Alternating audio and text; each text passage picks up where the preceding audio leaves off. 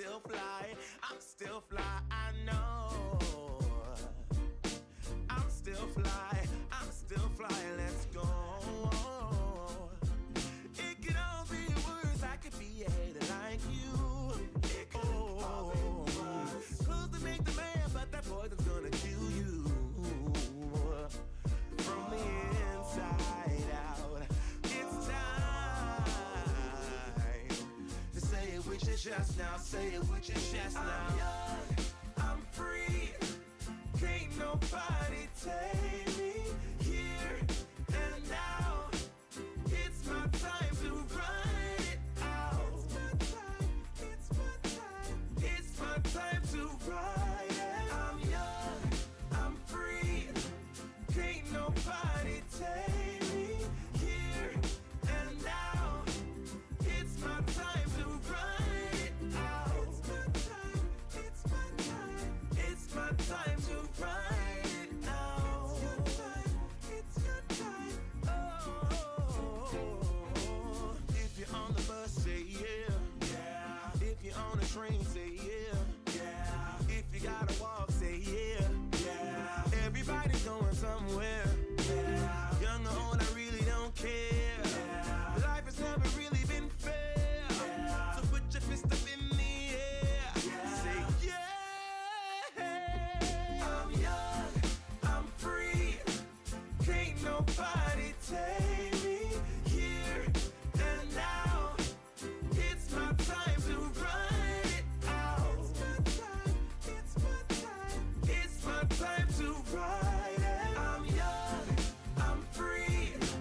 Can't nobody take me here and now. It's my time to ride it out. It's my time, it's my time to ride it out. It's your time, oh. I could read.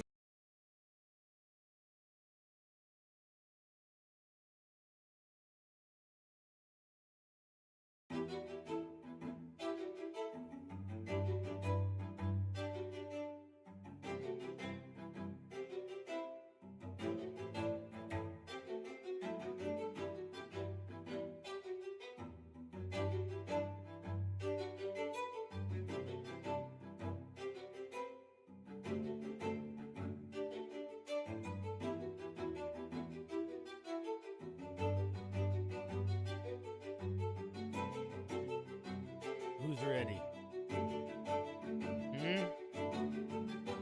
Who's ready for stream to start? Who among you?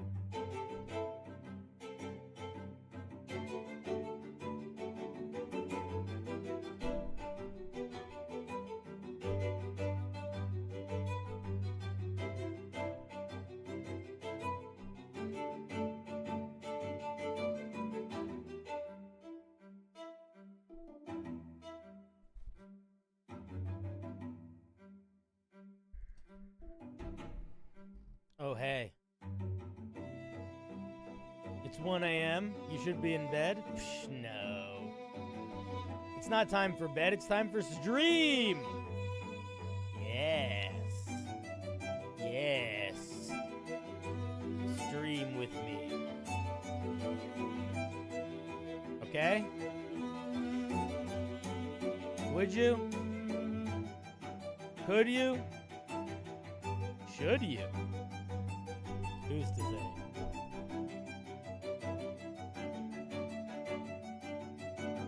How's everybody doing tonight? How's everybody feeling? If you're here, say hi. You'll pretend you don't have class in 8 hours? That's what I'm talking about. That's the kind of commitment we need. What's up, Zipknot? Kelkaan. Hamza Kelkaan tu today. From the lands across the sea. From the mists and baguettes. Ah, yes. It's good to have you back, sir. I'm doing good. What's up, Kogi? What's up, Uriel? Listen. Yeah, you got time. You got time. I know. Oh, the music. Is the music still loud? Is that better? Is the music loud or am I quiet? That's the question. I could be louder. Let me see something here. How about that? Now I'm a little louder. Woo! So, what we're doing today on stream is pretty straightforward. So we're streaming every day from Monday to Tuesday. We're streaming 3 days this week: Sunday, Monday, Tuesday.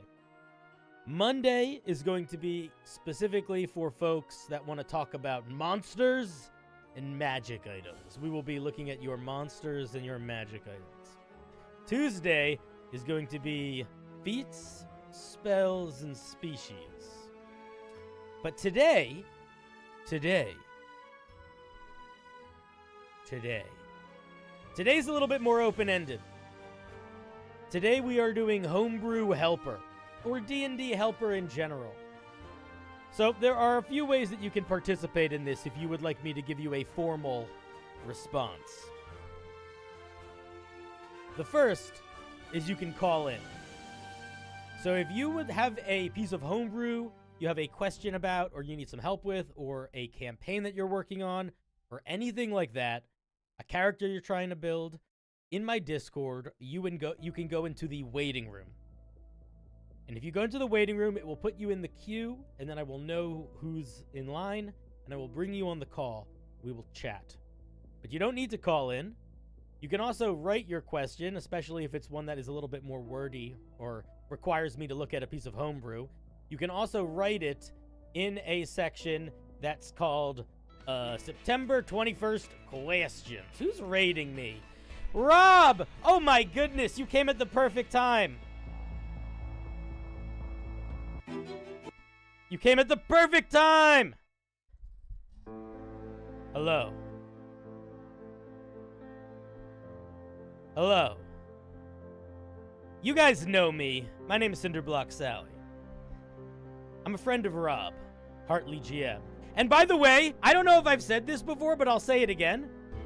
I knew Rob as a guy who made crazy good things on the internet before I knew what Viva La Dirtbag was, and I am proud of that. I am proud to be a Rob fan first. That being said, what we're doing today on stream is actually something you guys do all the time on your stream, so hopefully you'll stick around and you'll enjoy it somewhat, or you'll at least think I'm a little smart. We are doing Homebrew Helper, D&D Homebrew Helper, or just D&D Helper in general. And I'm describing how it works. Basically, if you want to call in with a question about some homebrew you're working on for D&D, or a campaign you're working on, or a character, or whatever, problem player, you want to talk through an idea, you can call in. The way that you call in is you go into my Discord. There is a waiting room voice channel. You go into that. Alternatively, if you don't want to call in, there is a thread in the announcement post that is basically today's date and question. And you can leave a question there. You can leave a piece of homebrew there with a question about it. So if you have a subclass you're working on, but you don't have a good 14th level feature, or you're worried about one of the features being too strong or whatever, you can leave that if you don't want to call in. But that's the plan. That's the plan, Stan. That's what we're doing today. I don't know if that sounds interesting to you, but I hope it does. Rob, to be honest, I started watching the Viva. Is that not what they're called? Are they not are they not called Viva La Dirtbag? Did I say their name wrong? All I know is the show that you did with them. I just watched all the skits that you were in. Is that okay? Dirt League.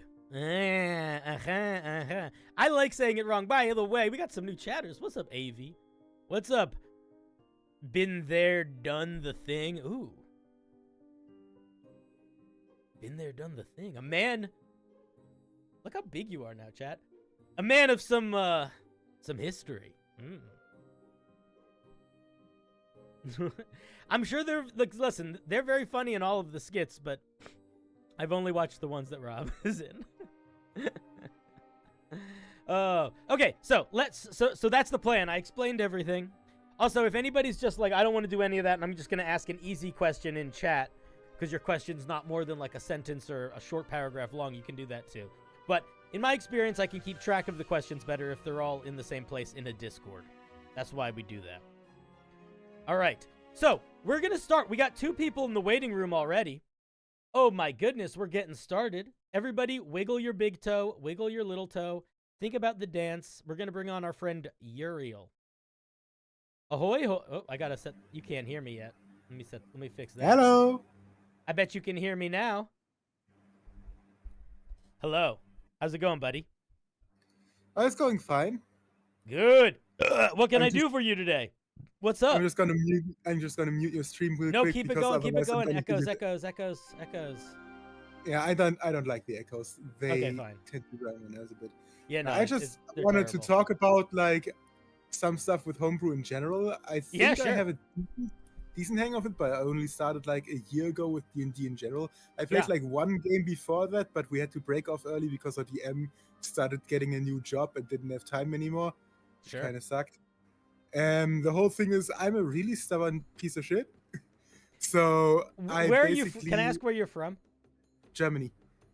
I had a German housemate for like a year, a couple years ago, and he was one of the most fun housemates I ever had. I don't remember the last time I did so many like house activities. He was so intense about us doing house activities, but he was also very stubborn. But it was fine because he was very fun. But he was one of the most stubborn people I knew. But he was also so fun, and we did so many fun house activities together. What's up, Jakob? How are you? Anyway, continue.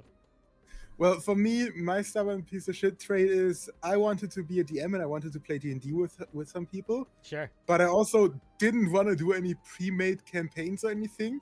Because I thought if I'm going to do it, I want to do everything myself. So I just kind of started doing stuff. Sure. I mean, let me ask you a question. Is it fun so far? I mean, it has been fun. I'm DMing for a campaign with 3 players right now. And are they having fun? I'm hoping to have a 4th. Are they having fun? As far as I'm aware, they are. So let me do one thing first. You're not being as dumb as you think you're being, okay? If you're having fun and they're having fun, you're at least doing something right. So we'll continue from there. Dumb. It's about being stuck. Oh, being stuck. Ah, yes. We can all get stuck. But listen, I will tell you that I started the way that I ran my games almost exactly the same way. And it led to a lot of conflict and chaos, but I wouldn't have done it. It was the best way to do it. It was the most fun I had. It's more work. Okay, so where are you stuck? What's going on? Oh, it's nothing specific. I'm just having some writer's block because I'm literally making an entire new world. I just kind of started making a map and then I decided to start a story for it. But I had to like come up with some lore for it, and it's limiting my gameplay a bit. For sure. Which makes it a bit more difficult to deal with. So, when you say the lore is limiting your gameplay, do you mean that it's taking up too much time to try to come up with the lore, or the lore that you've come up with is making it harder to run the game you want to run? Well, the lore I came up with, it makes sense and everything, and I want to keep it that way. Yeah. But it's making the start of the game a bit monotonous, I feel like. It's getting better. We're starting to get like to the point where things get more fun. So we're already past the worst of it. But the next big, like really big thing that's gonna happen is really experimental, and it's not something that's usually done in most classic D&D campaigns. I'm kind of worried I won't be doing it right. Well, could you tell me what it is, or do you want to keep it keep it close to the chest? Oh, I don't think my friends are gonna watch this. I don't think nobody watches this. Don't worry. Now they're just completely different time zones from me, anyways, and they're also very busy recently.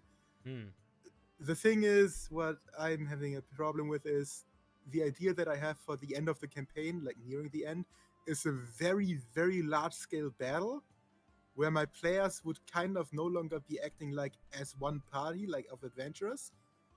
Basically, the campaign is cut into halves. The first half is an adventurers party starting out, doing stuff, doing quests. Sure. And then the second half is a great-scale war, and my players are different generals of different divisions. Oh, that's so kind of fun. So they wouldn't be a party anymore. And my idea is having it like play out like a mix between D&D and Risk. Yeah. Where there's like a morale statistic for your allies. The enemies are undead, so they have commanders, and if you kill the commanders, the zombies become less coordinated and stuff like that. That's okay. But it's like a The really idea big of thing. doing a game that is taking place on the micro and the macro at the same time, I think is really interesting. I think there's a couple things you should think about. First of all, the first thing is I would make sure that your players are on board for this experimental type of play before I spent too much time building it. Or just like test the waters with them. AV, I see you. When I'm done with this call, I'm gonna try to fix it. I'm not sure if Discord links aren't working for other people. So make sure it's something they want to do first. That's the first thing. The second thing I think to think about is to try to make sure that the small scale campaign has an impact on the large scale in the same way that the large does on the small. Because the large it's very easy to make the large scale one affect the small scale, right? It's like kind of obvious how it will. Like, oh, these guys took this place, it's different. So I think for me, if I was going to run that sort of campaign, the tricky part would be building a plot that would allow the small scale to have big scale interactions with the world, and trying to do that in a way that the players aren't trying to like meta, so whichever general they're in charge of wins. That's sort of the harder, that's like the balance part I would sort of be struggling with a little bit. But I think that that's definitely doable.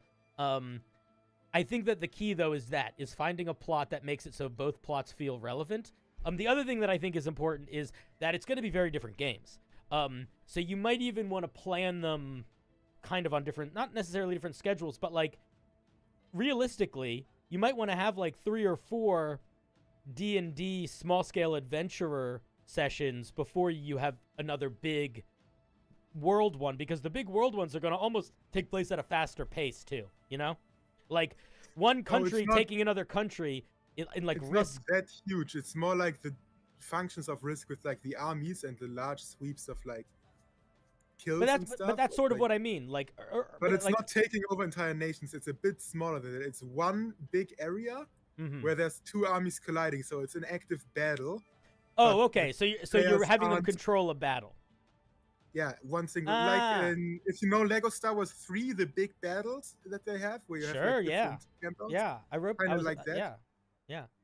The plan is to have the players start out in like a campsite that they started building up in the first half of the campaign, which is the next quest line that we're doing.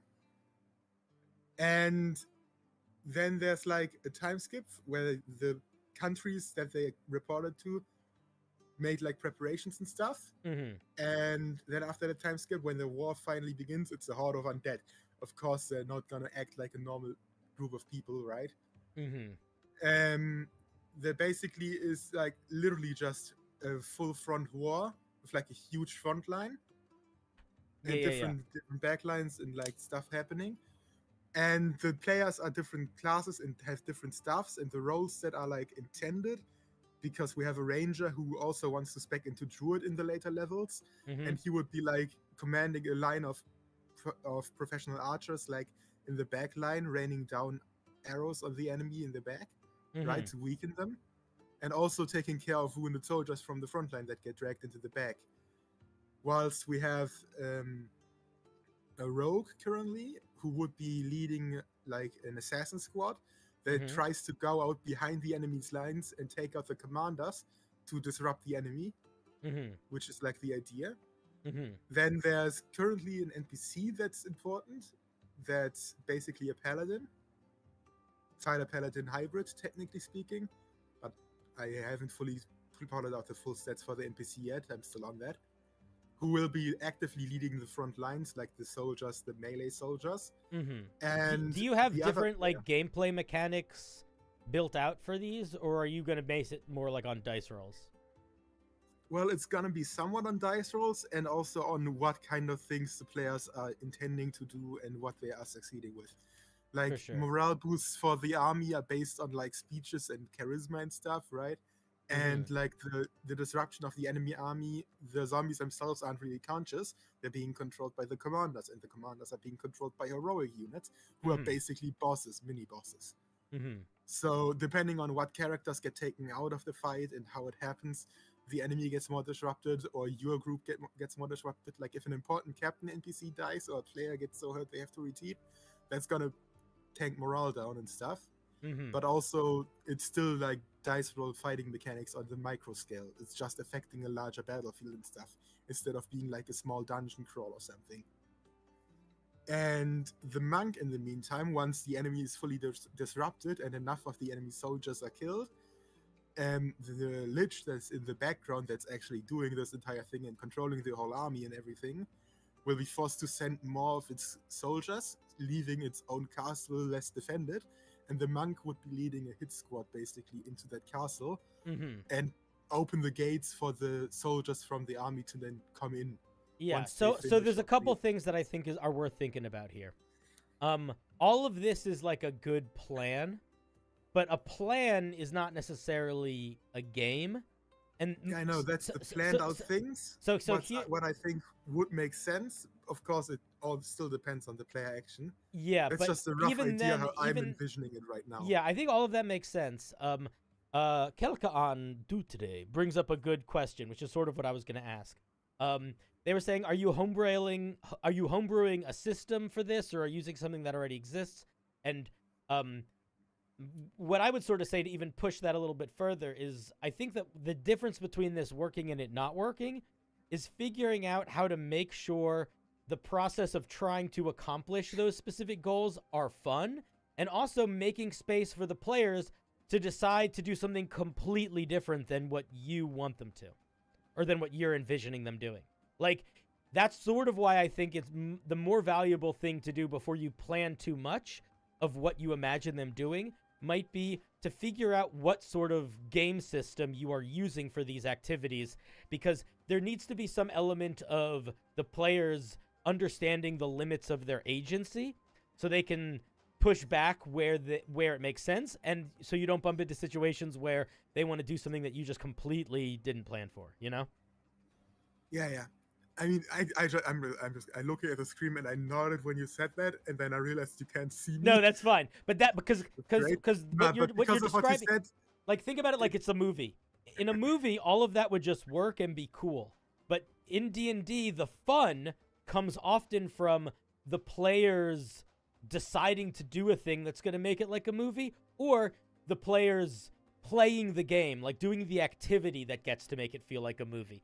And yeah, if it's too on rails, yeah, and if it's too on rails, it's going to lose a lot. It's going to turn into, if it's too on rails, it's going to quickly turn into a thing where it just feels like you are telling a story while they're rolling a bunch of dice to determine whether or not the thing works or doesn't. You know what I mean? Yeah, I mean, that's generally just the rough idea that I had. Of course, it's going to be different in practice, because in practice, nothing works as it does in theory. Yeah, I mean, the other thing that I was going to say is if you want to make sure this is going to work, the way you can do that is to talk to your players about it, not just from a plot perspective, but from like a gameplay perspective. Be like, hey guys, this is what I'm thinking, how we'll do this. Does that sound fun?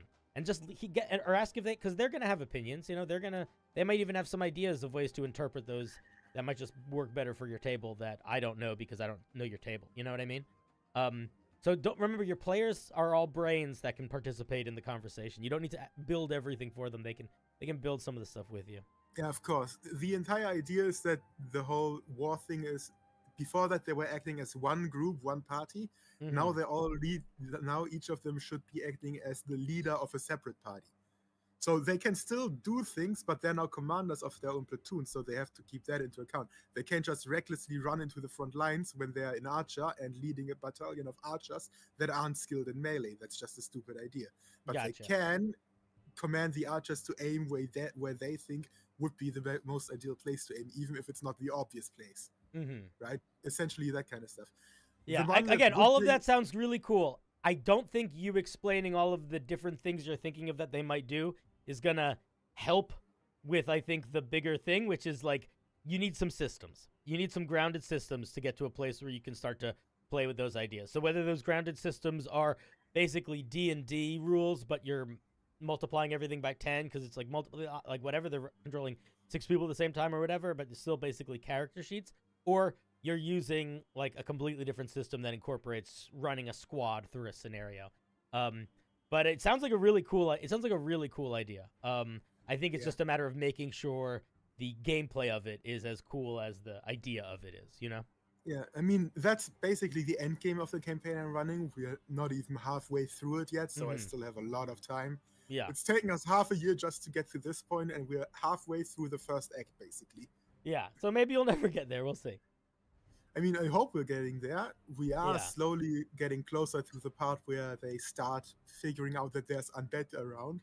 Cool. They encountered basically a plague of undead that was infecting a forest and helped the dryad drive it out. But they don't know it's undead yet. They just think it's a disease that's running around. And they're about to figure out it's an undead curse that's lingering on this world. That's like spreading. Very cool. But first they have to travel further north where they are going to have their first encounter with undead. Word. Well, I hope it goes well. It's very exciting sounding. Thank you very much for the call. I think that this idea of like the running a large scale and a small scale at the same time is a lot of fun. I also think it's just a good way to shake up gameplay. Any final thoughts before I hang up on you? Make it quick. My final thoughts is I never expected it to become this huge of a commitment because I have like 17 world maps and like 600 I have like 60 folders of lore and quest lines that I wrote out. I even bought the Scrivener app, so like the license for it, so I can use it to organize my entire lore. That's so I have funny. I've spent like more hours writing this kind of stuff for this world than I did writing the actual novels I'm writing. That's so funny. Yeah, man, you can dive deep into that pool. It's wild. But I think the funniest part is I have more lore thought out for the continents that the campaign isn't taking place on. That's funny. Like the continent where the dwarves live in an underground cave under a volcano after a great war between gods that sent them underground in fear, and they haven't come back out since the surface world is too scary. And the law of the lizard men, who are like basically tribal warriors like the Aztecs, but in the southeast, like in Australia. Imagine the lizard men from Warhammer, but in Australia. Yeah, I like that. Can I make a suggestion, and then I'm going to hang up on you? Yeah, sure. Whatever the lore is that you are the most excited to make, if you're realizing, oh my god, I'm loving writing this lore that has nothing to do with this part of the world, try to make the plot start to involve that lore. There's no need to wait to make the game around the thing you're excited by. That's all. But I'm hanging up on you now. We've been talking too long. I'm hanging up on you. I love you. Bye. I hung up. Oh, was that rude? I hope not. Wait, we have to get the applause ready. Let's give Uriel an applause. Applause? Music, be quiet for a second. There's the applause. Applause! Thank you for calling in. Thank you. Lovely call. Sometimes you gotta cut them a little. You gotta cut them short sometimes. Or, just end it when it's time. Dude, that's a really fun idea, though. I love that idea. I have never have any of you done that? Run a campaign that jumps back and forth between being big, large-scale campaign and small-scale? That is not a thing I've done before. What's up, Rex? So, if you're just getting here, we are doing call-in/questions show. You can find all of the ways to do that in the Discord. I have a waiting room. I don't see anyone in it right now, so it looks like we have no one waiting. So I'm going to go to some of the questions that people have sent in so far in the thread. We have a question from Hakase. What do you think about MAD subclasses for otherwise sad classes? MAD meaning multiple attribute dependent or ability score dependent. Do you think a third caster, psionic marshals, arcane archer would be better in place if both would be better would be in a better let me read that sentence again. Do you think 1/3 casters like the psionic marshals, the arcane archer, etc. would be in a better place design and balance wise if they weren't MAD? MAD. I don't care. I don't think so. No, I don't think it's a big deal. I think if you are building a subclass for a class that genuinely only relies on one stat, it doesn't matter. I think that it can matter a little bit if you are trying to do something like funny with it, but I don't see it as a big deal. I think if you made a spellcasting fighter that used dexterity for its spellcasting or strength, at that point you're just making better battle master. Like, I don't think we need to make a strength-based barbarian caster. I don't think we need to do that. I think that adding a little bit of diversity is good. I also think that when you're building your subclass, oftentimes we can get really in the weeds with like mechanics and flavor and where those things should sit. And having a subclass rely on a specific stat that is not one of your main stats, specifically, like if you build your subclass to be a wisdom caster, that is already going to give it a lot of flavor than making it an intelligence caster. You know what I mean? So it's a limiter, but I think it is a limiter that is an opportunity for growth, and I think it's a limiter that is generally good. I think it's overall a good thing. I hope that answers your question, Hakase. Thank you for it. Our next question is from Duncan Dice. Also, Duncan, I said I'm happy to look at Homebrew today.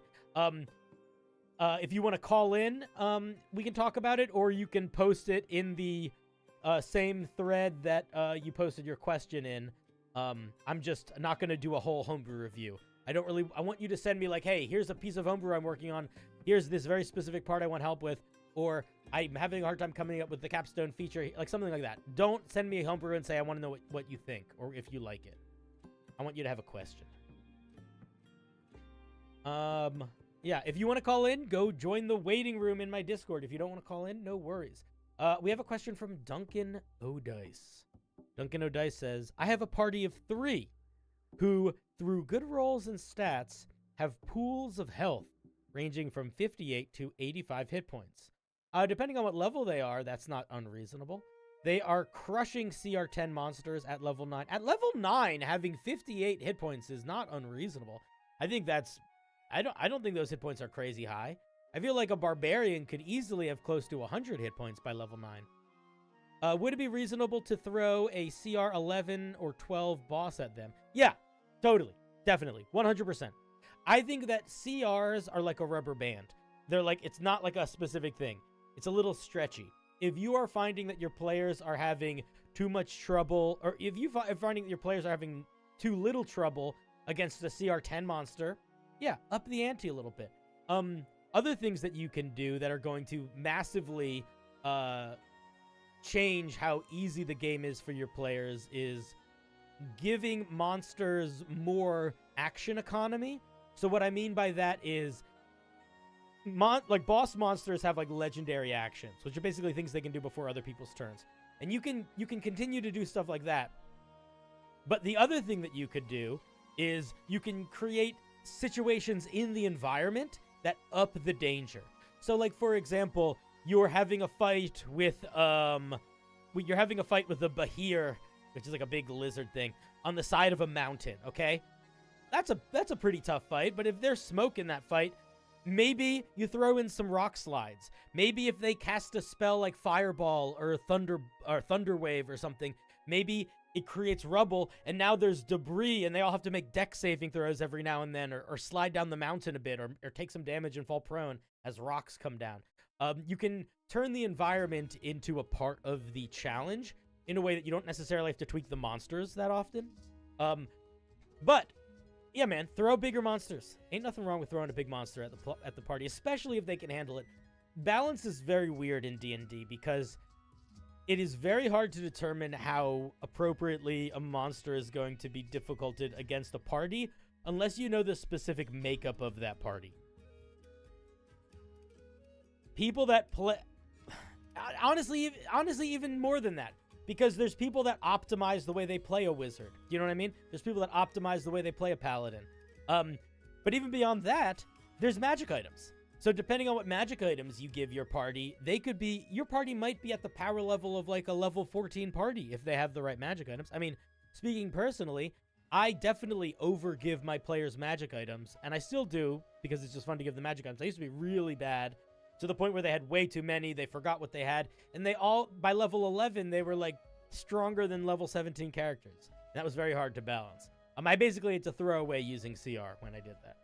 So it's, I think don't ever be afraid of ignoring the CR numbers and just trying new stuff out. I hope that answers your question. What do you think the difference between infusions and magic items are? I would say the difference between an infusion and a magic item is that an infusion is a fairly straightforward magic item that does one thing. I think that there isn't that much of a difference. The biggest difference is it's like you're a little bit more limited in what you can make an infusion do versus a magic item.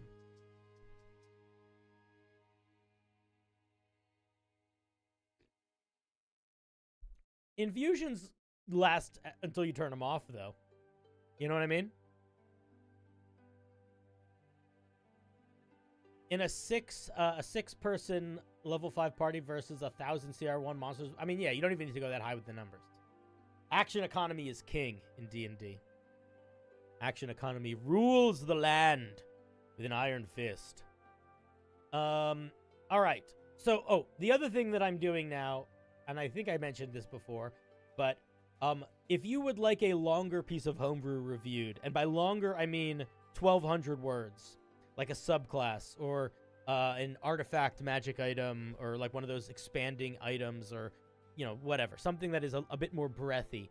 The way that we're doing that moving forward is you commission them, so you can do it through my Ko-fi. I do up to 3 a night. So if you get a commission for one, I prioritize doing that based on when you're available to watch. But you can always watch it later on YouTube. And if you want to join me, you can join me on the call. We sort of talk through your piece. A couple people did some last week. We looked at some subclasses. So if you're like, I want Cinder to review my subclass, and I put a lot of work into it. I've edited, re-edited. I'm like ready to. It's like if I was trying to sell this thing, it's ready. Let's take a look. Or if you're like, I just really need to talk through this with someone, we could do that too. If you have a monster or a magic item that you want me to look at, we are going to be doing monsters and magic items tomorrow by playing marbles. And if you have a spell, a feat, or a species that you want me to look at, we're going to be doing that on Tuesday. So that's sort of the schedule for the week. Today is open-ended. We'll talk about anything. You want me to look at a piece of Homebrew? Great. You want to talk about you built your first class. I never review classes. You want to talk about the class you're building. Today's the day. Let's do it. We're not going to go through the whole thing, but we will talk about it at least a little bit. And then throughout the whole week, if you do any of the commission things in the Ko-fi, whatever it is, we just do that on the day that you get it for. And I'm doing 3 a day. And that's to make it so that I know I have enough creative juice to give good feedback for all of them, and I don't get frustrated or burn out. Basically. Cool. We're going to do magic items tomorrow if you just want a blanket review. But if you have a magic item that you have a specific question about, or you want some specific help with, you can share it in the Discord, or you can call in. We can talk about it. We have 2 more questions in the chat. Let's see, we have one from our dear Kilka Andu today. And then we have one from Galdenas. Let's see, what you got for us, Kilka An? I am designing a D&D race based on the Water Strider insects. Ooh, I love those guys. What a weird, fun thing to base a D&D race off of. That's great. Oh my goodness. Since they walk on water, one way I could go with the flavor is lean onto religious references. I wouldn't necessarily do that. I'm worried about whether or not I can get away with that. If I should, I would say don't. I would say the idea of basing it off of a water insect, a water strider, is very cool. I think the idea of because there's not a lot of religious references. There's just the one. It's just Christ. So what are they Jesus? I would say, in my opinion, I would not do that. I think that, in general, when you base something off of religion, you are creating a situation where you are either being disrespectful to that religion or you are forcing everyone at the table to be respectful to that religion. And I don't really want to do either of those things. I don't want to force anyone to be like, all right, cool, let us bring this real world religion into our game. And I don't want to make anyone offended by bringing that real world religion in either. I don't like it from either direction. Don't do it. I would say don't do it. Yeah, Jesus is, it's just like, what's the point?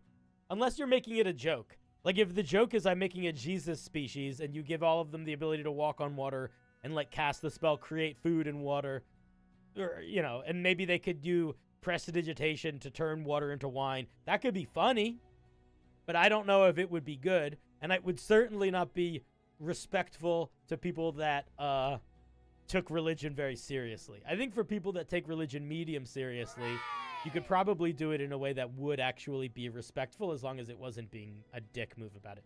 But most people don't want their real religion in their fantasy games. Like, I know a bunch of religious people, and I would say of the very religious, specifically it's all Christians, of the very religious Christians I know, I don't think any of them have ever been anti-D&D or like anti-games or like imagination fantasy stuff. And I've played D&D with a bunch of them, but I think they would have hated it if I brought Jesus into the game, because I don't really have I don't know. You know what I mean? I think it would have been the kind of thing where more than one of them would have come up to me after the session and was like, hey man, I didn't really like that. Because it's much more reasonable to be like, just like, this is not your life. This is just an imaginary thing.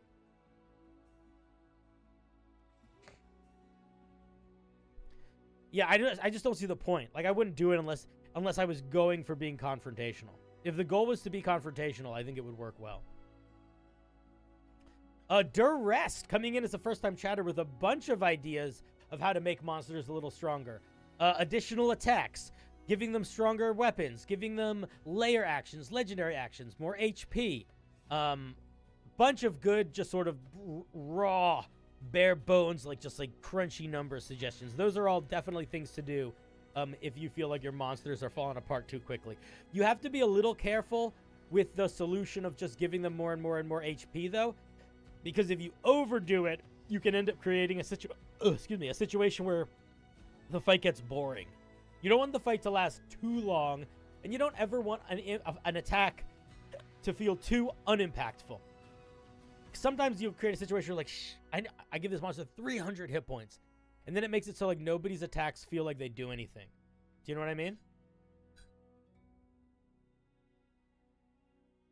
I think the hard thing in balancing a D&D combat is making it last as long as it feels like it should for dramatic purposes, and then also last as long as it feels like it should so that everyone can get to do something cool and it's feels fun from a game perspective. Marrying those two ideas is always a little tricky. I don't think it's impossible. In fact, I think people do it more often than not. And oftentimes the gameplay leads to the drama. But when you start adding on more and more hit points, that's one of the pain points in that balance between those two ideas of drama and game. Oh man, itchy nose. Thank you for the answer. No problem. I love the question. Also, Eastalry Dragon, thank you very much for the Prime. Thank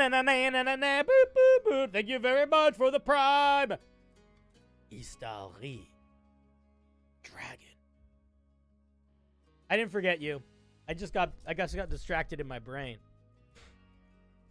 Yeah, Durrest. I get a little bit in the weeds when I'm trying to think of stuff. I do think that your suggestion of just make the numbers better is actually probably the solution. I think it's just it's a little, tweaking it.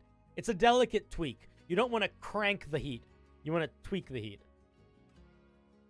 An ad popped up at an annoying time. Well, listen, I appreciate the support regardless, buddy. Very much so.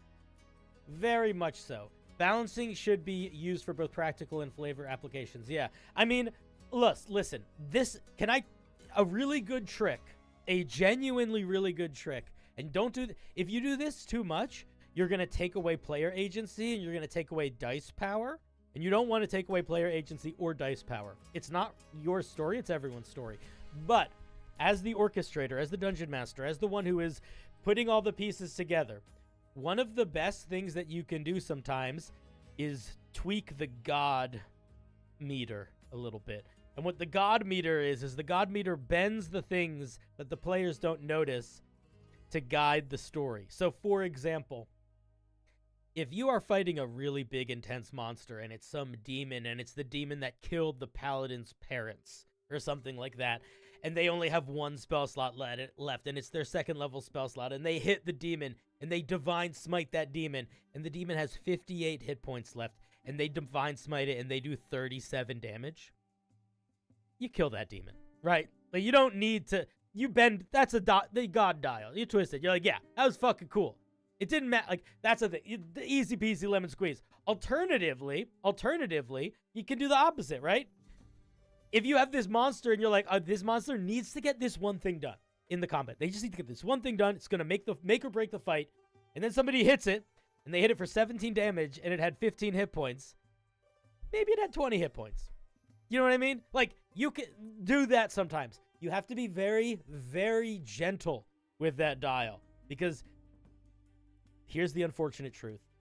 The second a player notices you do that, the game is kind of fucked. It's kind of fucked. Because what it's doing is revealing that your decision is mattering more than the numbers. So you have to be very, very careful with when you do that. And I would argue the only time you should really do that is when judging how many hit points a monster has left. I don't think you should really do that in any other circumstance, and certainly not with anything that is any piece of information the players have access to. So that's some dangerous advice for you.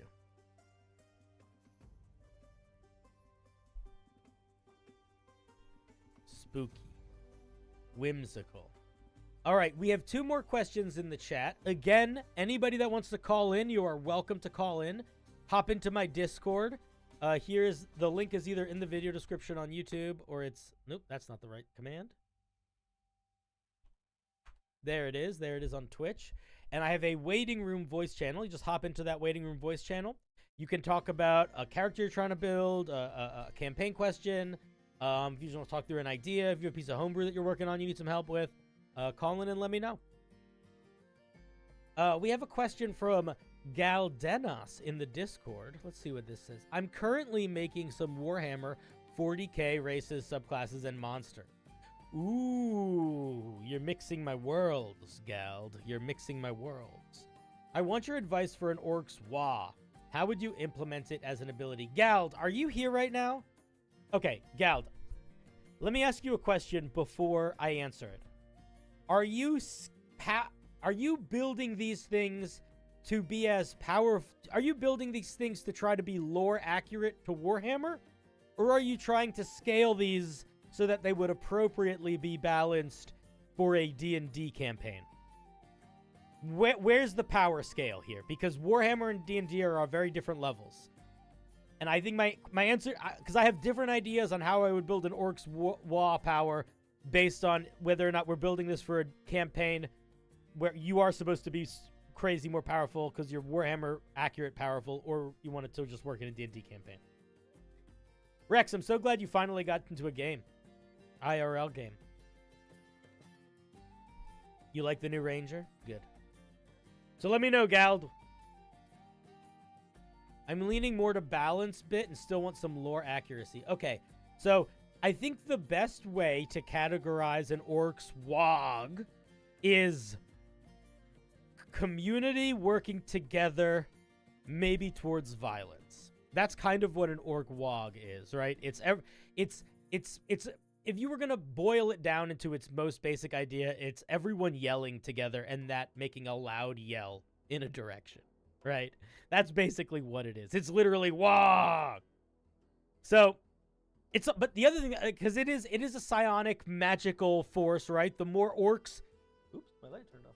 The more orcs that are in a Wog, the more powerful they get, the more focused they get. Good night, Uriel. Have a good sleep. So if I was going to do that, I probably would, to be honest, if I was going to make it a species feature, I think it would, my initial thought is to not make it a species feature, but to make it like a paladin aura. But if I was going to make it a species thing, I think what it would probably be is something like, you let out a big yell, and when you hit something, you let out a big yell, and you and all of your allies get like a D4 bonus to your attack rolls on that turn, or something like that. That's what I think. I think it would be very simple. I think it would be an activatable ability that is like some sort of everybody can get a bonus to their attack rolls kind of vibe. Or like you hit somebody and then everyone else gets a bonus to the attack roll, something like that. And it would be like a once-a-day thing. Or it could be more of a passive thing, but if it was going to be a passive thing, it would have to be like, it would be a very, I think it might be too OP to have like an aura as a passive, unless it was very, very mellow. And I think it would maybe have to be too mellow for it to be interesting. So I think I would keep it as a once-a-day feature so that it could stay interesting. Oh, you're making them monsters. Oh, I was thinking I'm sorry, I was thinking player power. Oh, if they're monsters, you got a lot more room. Okay, here's what I think it is. I think orcs probably get some bonus to their attack rolls and or saving throws based on how many other orcs are around them. And I think it doesn't need to be that much more than that. And I think that maybe it could be based on how many are like within close range to them. Like orcs get a +1 to their attack rolls and saving throws if there is another orc within some like 5 feet of them, like right next to each other. Or it could be like, while orcs can see other orcs, they get a plus something to their attack rolls and plus something to their saving throws. Or if you don't want it to be a numbers thing, it could be that they become immune to charmed and frightened. That could also be a thing that is like the WOG, because the WOG is like focusing them in. That's where my head goes immediately, is like, it's either a passive feature that relies on them being within medium proximity, or it's something that is like very close proximity. And if it's very close proximity, I think you make it a little bit more combat smashy. And if it's larger proximity, I think you make it more like, you can't stop us. Does that make sense? Does that answer your question? I don't think either of those is 100% accurate to orcs. But I think going in either of those directions will help capture the feeling of like orcs are stronger together. And yeah, you could even, I mean, I don't know how many monsters you'd like throwing in a combat, but if you are doing this on like a virtual tabletop, where you can have like a bunch of monsters in the combat, it doesn't seem too hectic. You could also have it scale. I wouldn't have it scale rapidly. I would make it like they get +1 to their attack rolls and saving throws for every 5 orcs or something like that if you were going to have it scale. But that's only if you're running like really large scale combats. How about they get more things the more there are? Like if there are 5 or more, they become immune to frightened. I wouldn't make it a series of different features, because then that's just a lot of stuff that you have to keep track of. And it's not going to be, the players aren't going to notice all the nuances of it. It's just going to be confusing. I would say make it something very simple that you can keep track of, so that you don't have to worry about it that much, and that the players actually can notice it and like put a bead on how this mechanic works. A lot of the times you can overbuild a mechanic to make it lore accurate, or to try to make it more interesting from a dungeon master perspective. But if it's if it's too complicated to the point where the features either aren't used or aren't used in a way that the players notice what they are, then the features might as well like not exist. Because if the players don't really notice them, they're not impacting combat in a way that is fulfilling. Like maybe they're having effects in combat, but the players just don't understand what's going on. So I think it's better, especially if it's something that's gonna like scale. I would make it simpler. You could have like different types of orcs immune to different things, or you could, maybe. I think if you were gonna make it an immune condition things, I would make it more of an on-off switch than something that scales.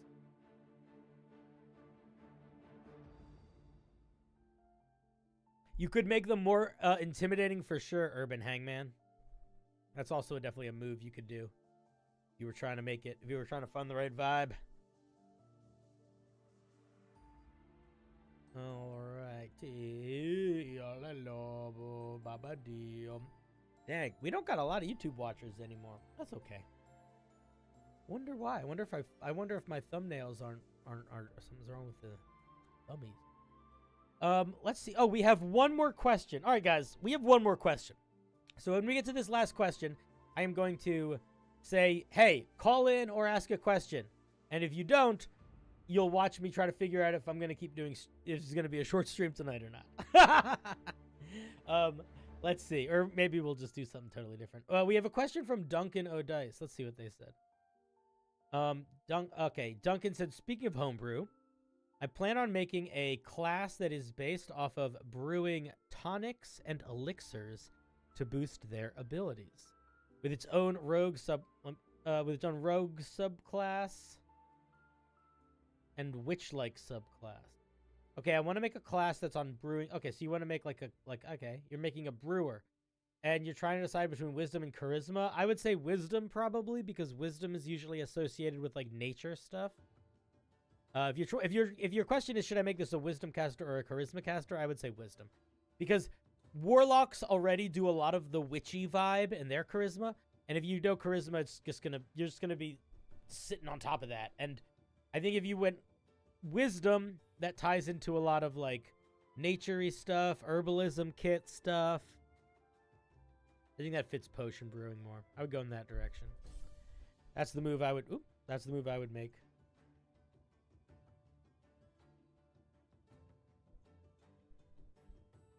You understand where I'm coming from? You're too kind. Too kind. Oika moika.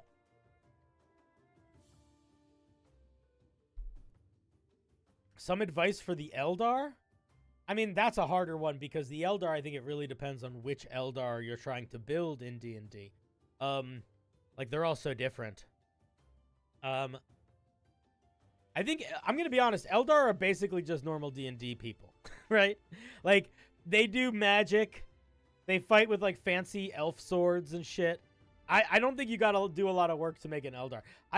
In fact, I bet you could just pull some monster stat blocks that already exist. Like, find a couple monster stat blocks that have some innate spell casting, and reflavor them as regular sized, and I think you'll be golden. You know what I mean? Here, I'll show you what I'm talking about here. Give me a second. If we go to like D&D Beyond, we go to look up monsters. Let me show you what I'm talking about here. Let's just grab literally anybody. Let's see. No, we don't want a dragon. Oh, yeah. Let's grab something in the back. No, let's grab something near the back.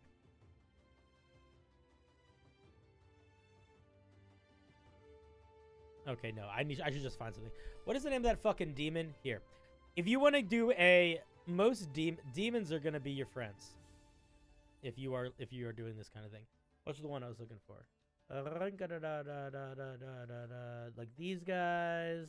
Let's look at the legacy versions. These guys. Like a lot of these types of monsters are going to basically be doing stuff that the Eldar do. You just reflavor a lot of these attacks as like different types of fancy bladed weapons. Their lightning lance could basically just be the same thing. Anything that gets like a little bit of something fun and weird. Because that, like, what are they, right? What's an Eldar other than just a guy that's slicing and dicing and shooting some magic? You know what I mean?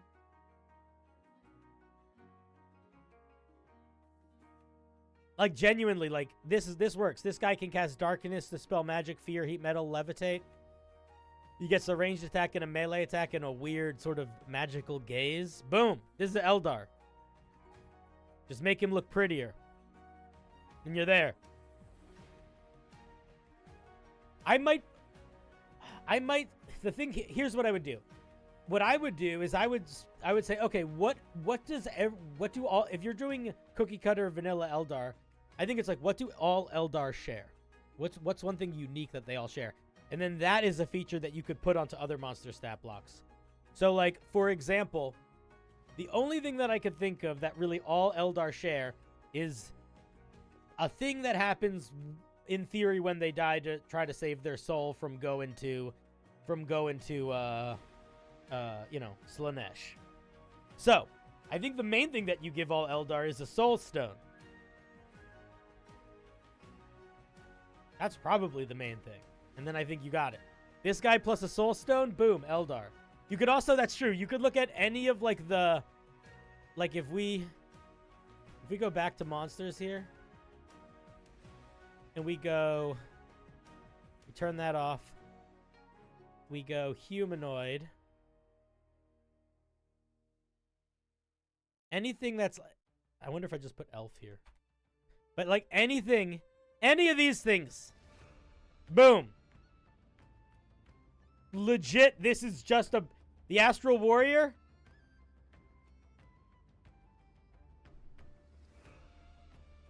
That's just an Eldar. That's literally just an Eldar. These are all Eldar. Literally, actually, all the Astral Elves are just Eldar. Straight up. Eldar. Would worshipping Nekoho save you from the Chaos Gods? I don't know what Nekoho is. Is that a thing I'm supposed to know? Let me look it up.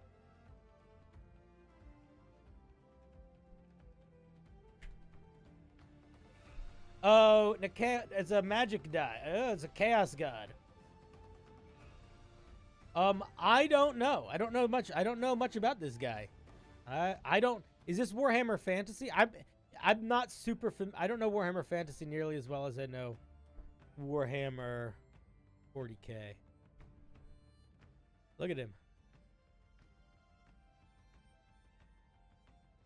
Nekoho the Doubter is the chaos god of opposition to religion itself. Nekoho's chaotic nature manifests itself in a contradiction which should logically make his existence impossible. He's a deity who stands against the whole idea of gods and religion. Needless to say, this means that his following is extremely small.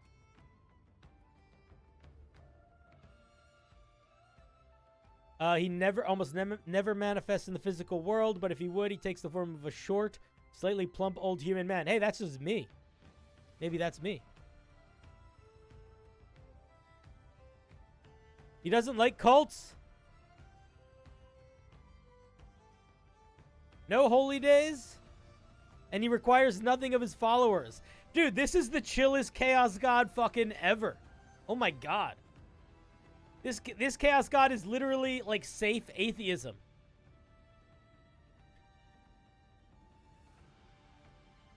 That's so funny. What a funny character this guy is. Amazing. I never knew this guy. Yeah, he seems like he's just chill. It seems like he literally doesn't ask anything of anyone. Although it is suspected that from time to time he may help one cult or hinder another, if doing so would undermine the cult's credibility or status. So he basically just, the only time he helps you is when he tries to make your cult, it's like, it sounds like he like looks for people that are worshiping him more than quietly and shuts that down. It's like, you can worship him, but as soon as you start worshiping him like with another person, I am going to prove my existence to you by making you fail. What a silly thing. I have to keep, all right, I'm keeping track. Maybe this is video worthy. I don't like making a video about something I don't know anything about until I do a little bit more research, because it's very easy to say some, because inevitably when I make a Warhammer video, I'm trying not to just say the fact. I'm trying to like put it in the context of like a funny story or a conversation or something like that.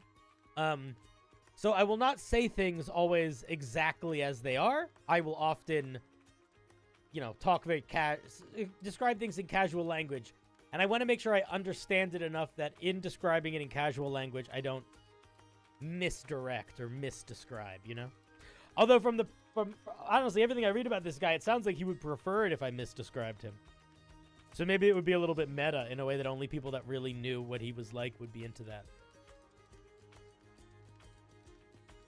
Cleric of Nikoho would be one of the best joke characters. Yeah, and you just go and you would call yourself a Cleric of Nikoho and you just go fighter. And every time you roll a natural 1, you thank Nikoho.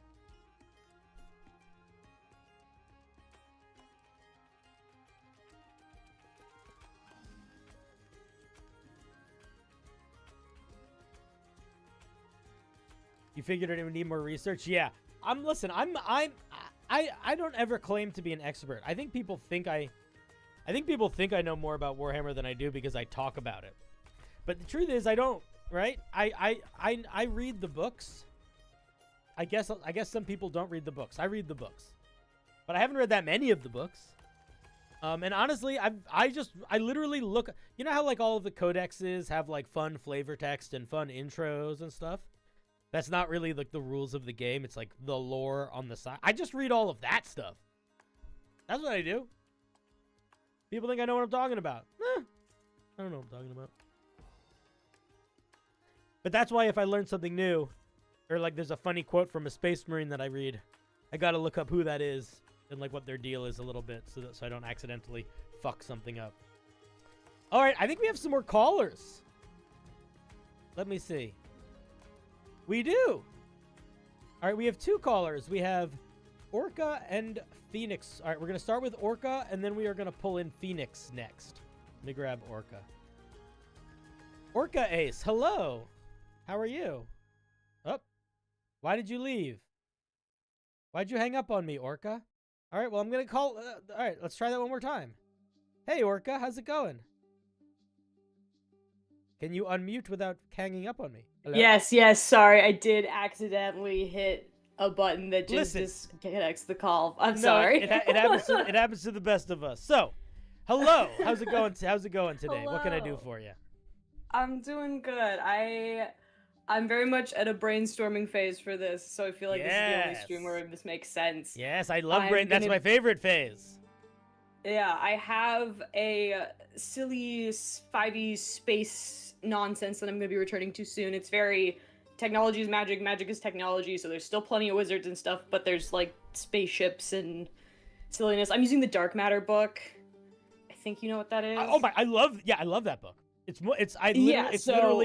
literally on the floor right there. Yeah, so that's kind of the vibes, but I'm a little more Art Deco-y about it because I like things that look like retro future. Anyway, it doesn't matter. Mm-hmm. I'm going to be sending the party on a mission to a planet, and it's a situation of research team has gone missing, you have to go investigate, but we have sort of the code of the Prime Directive from Star Trek where we're not going to interfere with planets that are behind on technology-wise, so they basically are space people getting dropped into a normal D&D world. Oh, that's so fun! Medieval. Yeah, that's very fun. But I want to make a very fun villain, and I think a really cool way to do that would be, what's the piece of technology the villain got a hold of to then run rampant around this fantasy world with a weird sci-fi doohickey? Okay, this is... no. Oh, fuck off. This is such a cool idea for a villain, because... genuinely, if in medieval times, depending on the technology, you could become a king of the world with the right piece of sci-fi tech. Okay, so let me ask you some questions. Do you want this to be a piece of tech that the players in world are either familiar with or have encountered before? Or, like, do you want it to resemble tech that they have bumped into before? I think that would be nice, but it's not like a strict requirement. Mm-hmm. So, what sort of sci-fi? Give me. If you don't know off the top of your head, I'll start asking more questions. But give me some examples of like what sort of tech have they bumped into? Like, have they seen teleportation? Have they seen holograms? Have they seen like weird like nanorobot thing? Definitely seen holograms. Nanorobots are definitely on the table. One of the characters is a cyborg. Cool. Goo people exist. We love. They have fought an android. The first arc happened on a space cruise ship, so they got to kind of go to a couple different planets. Have they? Are you doing laser swords? So this is a little meta. Background for chat. In the Dark Matter book, there are a variety of different types of robots. They're called the Vect, I think. And some of them look like people, some of them look like robots, and there's sort of like built-in lore that you can play around with in terms of like who considers them human or not, versus like you can get really into like that side of like what is alive, if you like dark matter. But what I was gonna say was, what you could do if you don't have a specific piece of technology, if your party hasn't encountered much of that robot person stuff yet, they could be one of those very realistic robots, not a cyborg, but a synth or whatever they're called. But and their power, quote unquote, could be like sort of like what the synths are like in like Aliens, where their power is that they are 10 times stronger than everybody, 10 times faster than everybody, 10 times smarter than everybody. They can really think about things. They genuinely can turn off. They don't have emotions. They have objectives, and they can sort of compartmentalize. Like they can sort of be whatever. You know what I mean? Like they can act like whatever. You know what I mean? So they could sort of like they could basically manipulate the situation into them being a ruler or a famous swordsman or something, because they could sort of use a combination of their essentially immortality in a medieval world combined with their like chess brain, and they could just be a person. They could, so the twist would sort of not be that they have this crazy tech. The twist would be that the villain actually isn't a medieval guy. The villain is a cyborg guy or a robot or something, and that's why he was able to do all this crazy shit. So that's not, I know it's a different direction, but if you can't come up with like if we can't come up with like a fun gimmick for a specific piece of tech, that's a good way that they could just be a cool general villain, and you could essentially have them be genuinely the stereotypical mastermind evil villain in a way that is sort of stereotypical, but then not but then it's actually not, because it's actually your players thinking that it's sort of stereotypical is actually a hint that's like, yeah, this guy's not a real person. But one of the rogue in the party is the like, they can hack from a distance, so if they roll up and they're like, we're gonna go take on this wizard's tower, and then it's like, oh yeah, your like hacking thing pings for the first time on this whole planet, and you're like, wait, what? yeah Okay, but in terms of tech that you could give them, if you do want it to be just a guy that found some tech, I think the question is, how much of their power do you want to be coming from their tech, versus how much do you want the tech to be like the tool that is like a part of it? Because it could be, because it's sort of like, do you want it to be a weapon, or do you want it to be something that can be more than a weapon? I think that if it's a weapon, that's interesting in that it's like a fun flavor, but there's sort of like, it's almost like if you're thinking about it like a warlord. Like a warlord, you know, if a warlord in somewhere in Africa gets a bunch of assault rifles or something like that, that doesn't necessarily make them, they have one tool. That's like they have one tool to use to gain power. That's the only tool they have, and that is like violence. And that could work, but it's also harder to make at scale unless you're there like replicating the technology amongst their armor. Do you know what I mean? Like they have to kind of be a one-man army if it's just them that have it. But if it's something like a teleportation, if it's something like holograms, if it's something like changing things into other things, if it's something that is a little bit more like world technology, or like utility technology, I think you have a lot more room for that to be like how they're able to build themselves up. Like if you had a piece of technology that could create realistic illusions, although maybe this would be too much more like magic and not tech, but if you had a technology that could make realistic illusions, you could get a lot done in the medieval world. People could think you're a god. You know what I mean? You could just blot out the sun. Like you could make dragons fly overhead. Nobody can shoot an arrow high enough to have the arrow go through it if you just put it really high. You know what I mean? Like you could kind of make when you are in a place where you don't have technology and you don't have magic, or you don't have that much magic, an illusion is like world powerful. And teleportation kind of the same.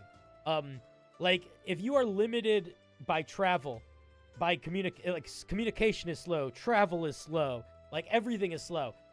if you can be in 30 places in the same day, you can have so much more knowledge and influence over a space. And also like bringing stuff places. So that could also be like those are sort of the two directions I go in as like sort of like that makes sense. I could immediately do that. You know what? Ooh, okay. Can I give you a weird idea? Absolutely. What if they have a spaceship? Because then they could do a lot of that stuff. Like, what if they have a like a base that is like a starship, or whatever version of Spelljammer, dark matter ship or whatever you're doing. Maybe this one doesn't have a dark matter core. Maybe it's like just a local one. But that they could essentially do all of those things. You know, they could cloak and shoot things out of the sky. I don't know. That could be a way to go. But maybe it's not like a specific piece of tech. Maybe it's like a ship that has a variety of tech within it that they sort of are playing with.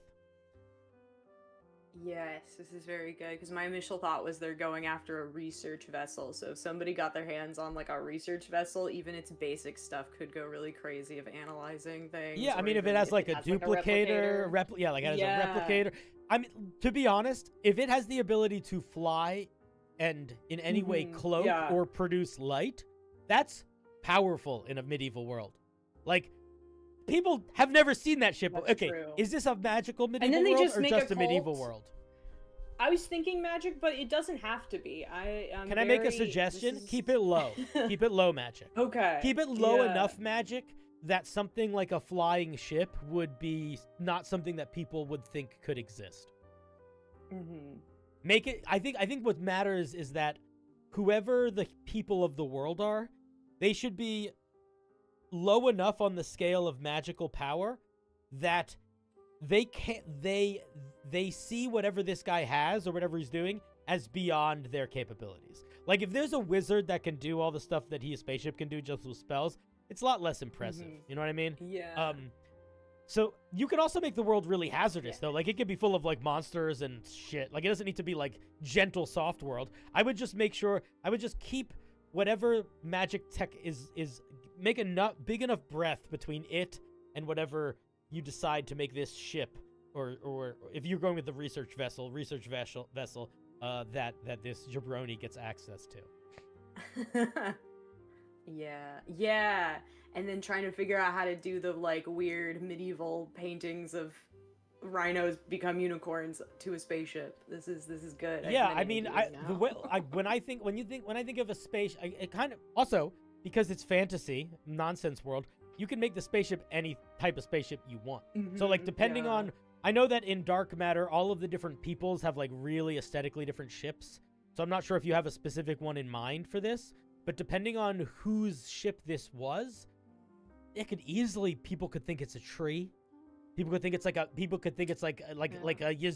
that, like the earth, like the world tree, like this giant rising plant. Yeah. Because I don't remember. I think there are tree ships in Dark Matter. I don't remember. I have established that wood elves grow their ships. Yeah, so it could be a tree ship. I mean, if you're doing the thing where there's like there could be like a crystal ship. There's all sorts of things that are like adjacent to sort of natural phenomena that you could make people see this ship as. Like, to be honest, it could even just be like a ball of light. It could just be like a glowing orb. Like, maybe it's I forget the name of the people, the sort of Egyptian sunbird people. I don't know what their ships look like. Maybe their ships are just like spheres of gold. Then it's like a little sun. People would think it's like a little sun that's rising. You know what I mean? I think the key is whatever you do, you want to keep enough distance there so that the players aren't immediately like, that's a spaceship. Like, if I were you, I would try to make them think that it is like a demigod or like some creature, something local to the lore of this world that is like rising in power. Make them think it's something magic, so that, because you do want the twist. The twist, I think, is so fun, you know?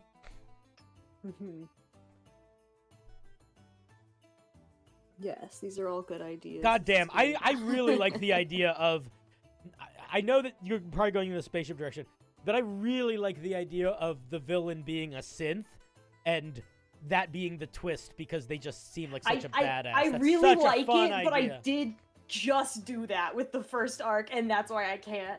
Okay, well, But don't I do really like the then idea. keep it in the back pocket for if you ever run that kind of vibe again. Yes. Because that's such a fun sci-fi twist, especially if you really, Mhm. because especially if the synth really is holding their cards close to the chest, like you're not really giving out that many. Like if the only clue that you really give is that you are now in a medieval world in a sci-fi galaxy, because I think it'll be so fun. Because it makes so much sense. Like if you gave like a super brainiac robot computer in like a person body, they could figure shit out. People are dumb. People are so dumb. Yeah, no, it's super cool, and I would do that if I hadn't like kind of, or it would be too similar. Right Yeah. No, But listen, you do it what is you a need very to do. fun idea. Yeah, you do what you need to do. Cool. That sounds great. Do you feel like that's a good direction? You feel like you got some movement? Yeah, I just wanted to get some ideas, just some rapid fire brainstorm. So thank you. I have a lot to think about. Yeah, thank you for the question.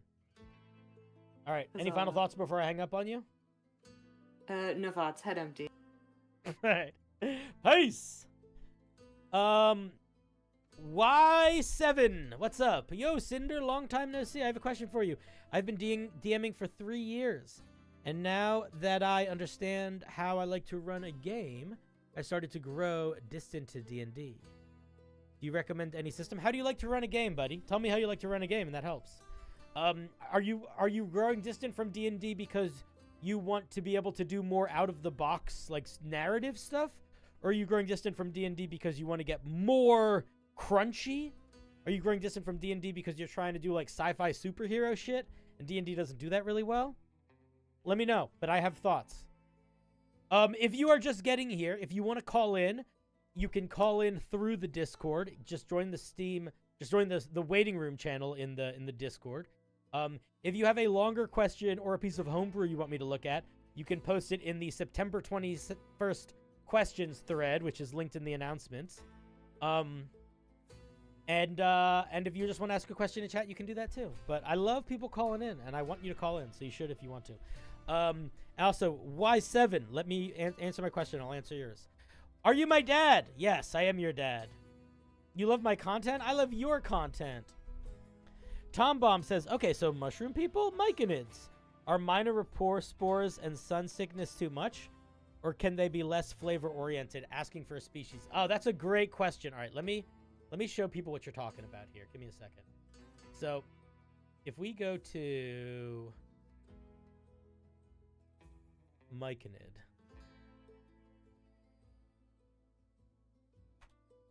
Myconids are really fun. Did I spell it wrong?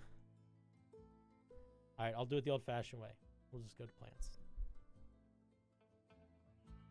Nope, that didn't do it. Oh, that's why it was just it was humans. Where you at, little guys? Where you at, my little mushy man?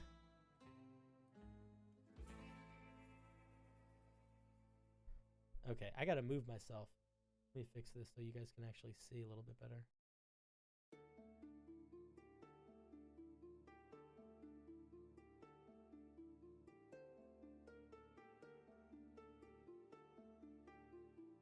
Oh, okay, let me put myself here for a second. Okay, so myconids all get sun sickness and rapport spores. Sun sickness means that while you're in daylight, you basically have disadvantage on everything. This is roughly the same thing as, and then this is they die if they're in sunlight for way too long. This is sort of the same thing as like the sun weakness that kobolds used to have. And if you look at kobolds, they've taken that away. So even just that, I think, is a good indicator that you should take this away. I'm a big, big believer that you don't need to put negatives on species types. In the same way that you don't need to in a subclass or a class. I think you could if your players are down and you're down, but this is added complication to running a game that I, quite frankly, don't think you need to get the flavor of being a mushroom man. So I would just get rid of this. And what I might replace it with is, like, they have to spend a certain amount of time per day, like, getting moisture or with their feet mushing into the ground or something, you know, something like that. And then rapport spores is fun. Basically, you poof out a bunch of mushroom spores, and you start to be able to communicate psionically with any creatures around you that are also, you know, in the spores. This I also think is a really strong feature, but I think the way that you balance it out is you just make it limited use. I think you make it like a once a day, you make a plume, or 3 times a day you make a plume, and it doesn't last for an hour. If you make it once a day, I think it can last for an hour. But I think if it is like proficiency bonus times per day, I think it's got to be like a minute or 10 minutes. It's got to be shorter, because the ability to communicate with basically anything, including all animals and monsters, is really strong. Like, that's very, very strong. So I think that you got to tone it. It's got to be a little toned down. I also think that you probably, if you were going to put this feature into a player option, you probably need to include some language about how the creature isn't like going to communicate. Like, you need some language that's going to let the player know that this doesn't immediately mean the creature is going to like change their culture to like be able to have a moral conversation with you. Like, I think that might need to be in, like, I don't know about that specifically, but like something like the ability to communicate with this creature does not have any inherent effects on its nature or hostility towards you. Something like that. Because that could get a little bit OP if your dungeon master is very open to a lot of, you know, like talking your way out of stuff. Yeah, so I think you tone down rapport spores and you just drop sun sickness. Just get it out of here.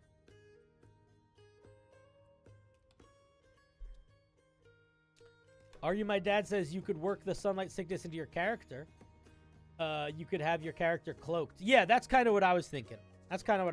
Where it's like, you can RP your character not enjoying the sun. That's fine.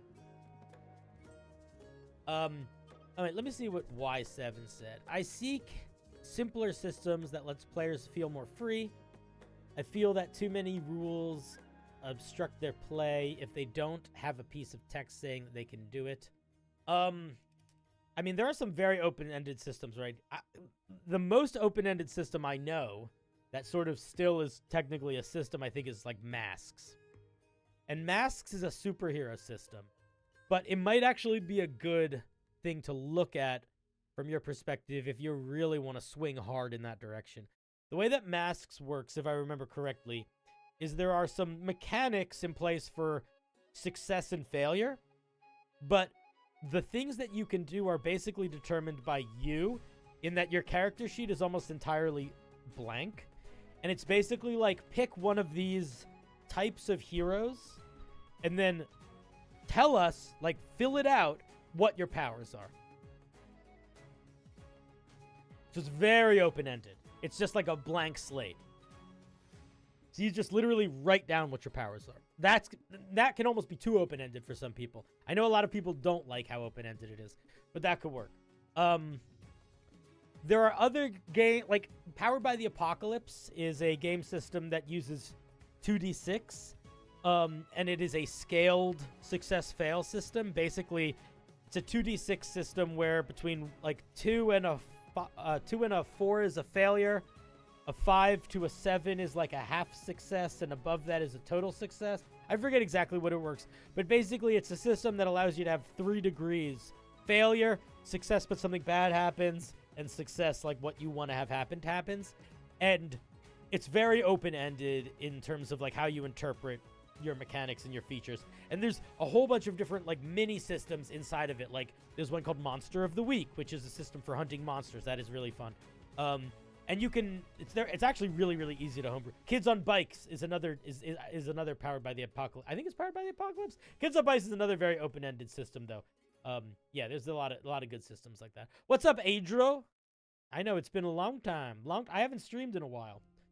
I'm streaming again regularly, Mondays through Tuesdays. Maybe or Sundays through Tuesdays.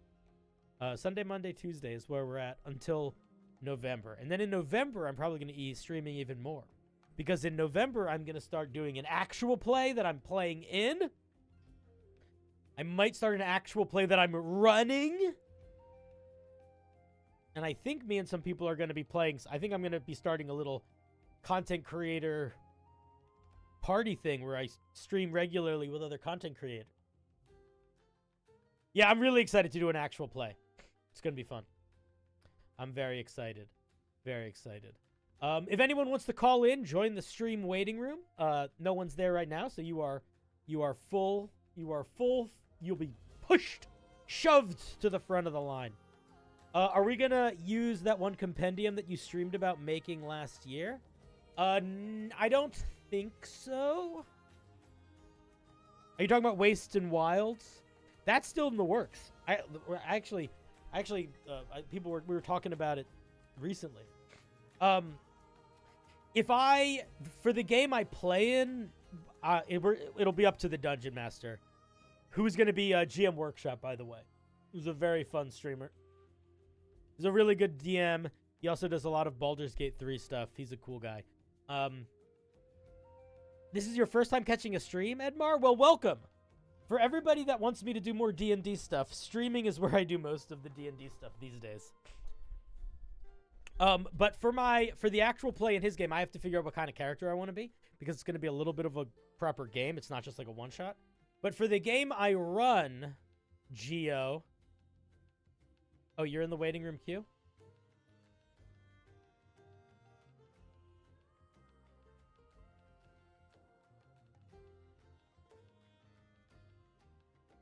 I don't see... Gio, if you want to call in, you have to be in the waiting room so I can pull you in. I don't see you there. If you're not in the waiting room in the voice channel, I can't pull you in. Hello! How's it going, buddy? Hello. Good. Yeah, I was in the channel like right above this. No worries, no worries. I think you're seeing something that I think you have some access to hidden channels. That's what's happening there. Okay. How's it going, buddy? Going good. Just working, doing my regular archaeology stuff. Listen. Stuck in Florida for a bit. We all gotta listen. Of all the things that people gotta do, that's a pretty cool one. Yeah. So what can I help you with today, buddy? So, basically, I have an idea for a little subclass, and I want to hash out the basic mechanic and vibe, stuff like that, and see if it feels like it'll be able to work within D&D, because I feel like that's kind of fun. Yeah, let me know what tell me about it. Is there something, is there a document to look at, or you want to just talk through it? No, not yet. I haven't written stuff down because I can't quite get that stuff. I can't quite visualize the language yet. Okay. But what I want to do is it's a monk subclass where I kind of want it to be a support single support it's weird sorry. The idea of you synchronizing up with either an allies or an enemy's movements and using that to kind of predict and overwhelm, that kind of thing, or syncing up with a partner and doing cool combo shit. Because I feel like that'd be fun for a monk to do. Okay, I don't know if you can see me, but I'm thinking. I wasn't silencing. Okay. Here's what I'll say. I totally am on board from a flavor perspective. I think that a monk that is designed around from a story perspective, a monk that is a team fighter specifically, I think is really cool and fun sounding. I think have you started to think about how you want that to work mechanically yet? Well, right now, what I'm thinking is you being able to do some stuff when you choose a partner from your allies, and when they do and when either of you do a weapon attack or melee attack, you can use your reaction to follow up with another one or something like that. So it's a basic idea, but that's its trouble is movement and getting that all synchronized. Yeah, I think the question then that you should ask yourself is this the sort of thing where you is this Hunter's Mark, where you pick an ally and now you and that ally have power associated with each other, or is it you sort of just can react to other players' stuff? I don't think there's a right or a wrong path here, but I think you should pick a lane, because that's going to help you think of what sort of features you can actually give them. It's because you have a little bit more freedom, I think, if it's based on you building, like, you, like, have a link to a character.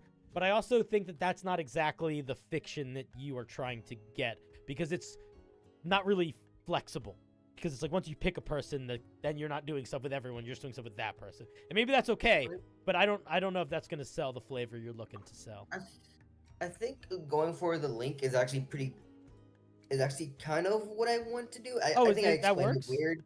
Okay. Yeah, because that kind of idea is like, you have like one person that you sync up with, and like you can wombo combo with them. Like, so have you ever? What if, I think that there's a couple ways you could go about that. I think there's Right. So mechanically, I think here's what you have to play with. I don't think there's anything right or wrong. First of all, what's up, Mongo? I think you have reactions. That's one thing. You could have things where you get access to special reactions, or they get access to special reactions, or both, depending on circumstances. Maybe you can trigger an opportunity attack when somebody comes within their reach, as opposed to just leaves. I don't know, something like that's one play space, is reactions. Another play space is sort of like is bolstering, which is, you can do something that when you do the thing, the next thing that they do is boosted, or it could be the opposite. When they do something, the next thing that you do is boosted. So that's bolstering. And then I think the third thing that you have to play with is sort of the opposite of bolstering, which is like debuffing targets, which would be like, you do something, and now the target is weaker to whatever they do. Like, maybe there's something where, like, you could hit them so they have disadvantage on magical saving throws from your bonded target, something like that. So, but I think those are the three pillars that I think make sense for, like, that, which is like, especially if you don't want it to be like, when we're near each other, we both get 20 temporary hit points. If you want it to be more like, no, we are wombo comboing, then I think you got reactions. You do something or I do something and it helps the other one, or you do something and I do something and it hinders target in teamwork way. That's what I would lean into, is playing around with those three ideas, seeing which ones you think fit the best, the flavor. I mean, I'm sorry, I'm talking a lot. Do any of those, how does that sound? Like, do those feel like that's going in the right direction?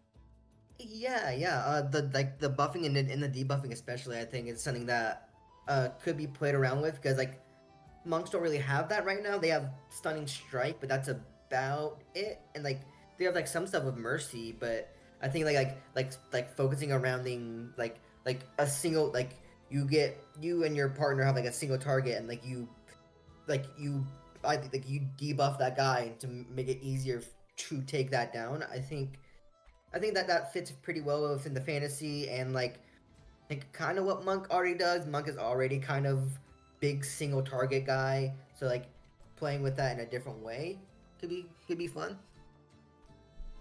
Yeah, I think so. I think that there's legs there. There's a couple things that I think you have to think about with this subclass. I think that you have to make sure that it's not too much, because it could be very easy, I think, to make everything to try to line up every scenario, right? Like, if they dodge this, if they hit this, there's a lot of ways you could make the combos happen. You have to focus it. If you put everything in there, it's going to be too much. So I want you to pick which specific wombo combos you think are going to be the most interesting, the most fun, or are adding a dynamic to the play that isn't already there somewhere else. Okay. And then beyond that, that's I think the first thing. I think the second thing is that you don't want this subclass to feel like it cannot do anything when they're by themselves.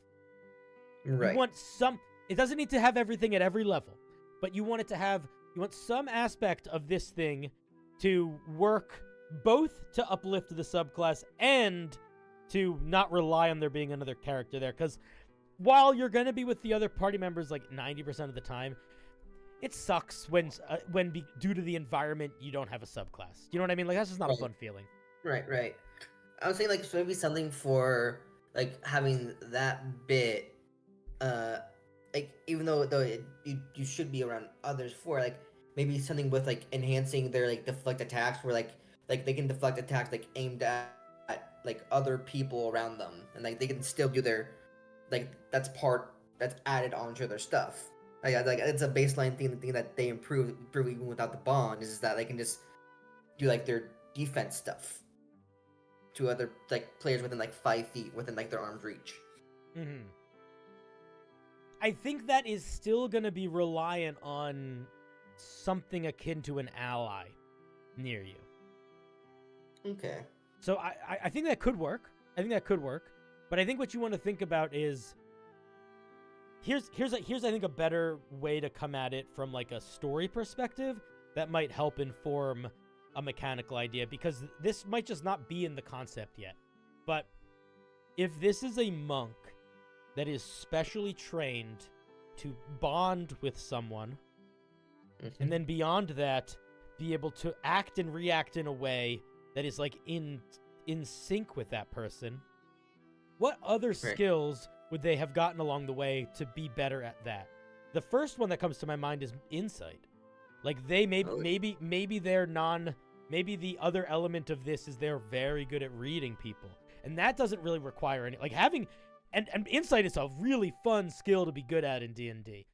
Something like that, though. Do you know what I mean? Like, think about what's the fiction of if this monk wasn't in a D&D adventure, if they were just practicing to become this type of monk, living the life of this sort of monk, what sort of skills would they be getting good at that aren't inherently in the monk that you could put into this subclass? And I don't necessarily even mean literal skills. Like, it could be something else. But no.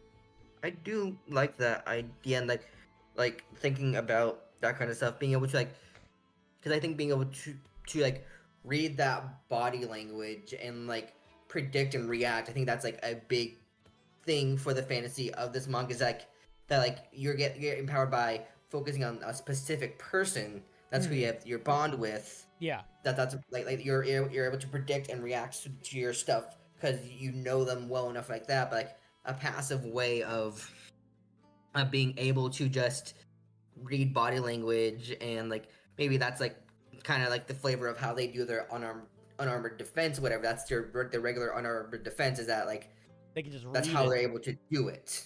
I mean, it could like also. I mean, you could also do like. Again, you got to be careful with how much power you put out there. Also, wah, hello, Aiden. Wah, yes, wah. You got to be careful with how much power you put in there. But another thing that could work as sort of more of a combat feature, would be something like the Battle Master's ability to like learn things about the stat block. Like maybe I would play around with what that would be. But like maybe their observational skills allow them to like spot the weaknesses in things, or I don't know. Okay. I think you got a lot. Honestly, I think you have a lot of room there, because what I think about when I think about that sort of monk is mostly like they are good at getting in tune with people. And if there's another element to that, like a more magical element or something, then maybe you could play around with that. Like maybe the other feature they get is access to a couple spells or something like that. Yeah, maybe something like. This is like the first thing I thought of, like it might not be bad.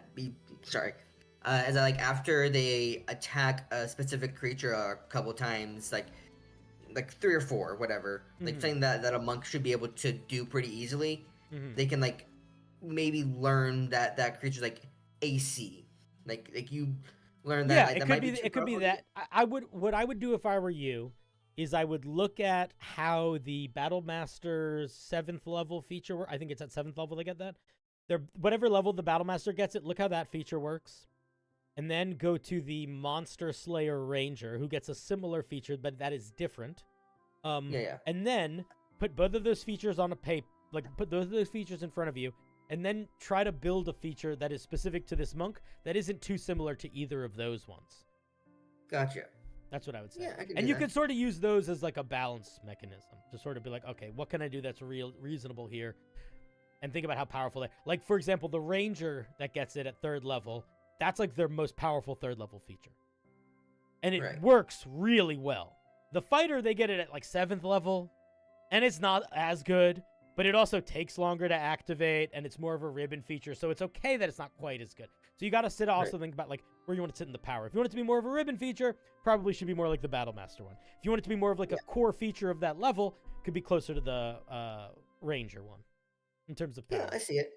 Yeah. Yeah, I kind of nothing right now. And I wanted to like start like a little like brainstorming thing because I think it's a fun concept, and I wanted your perspective on that.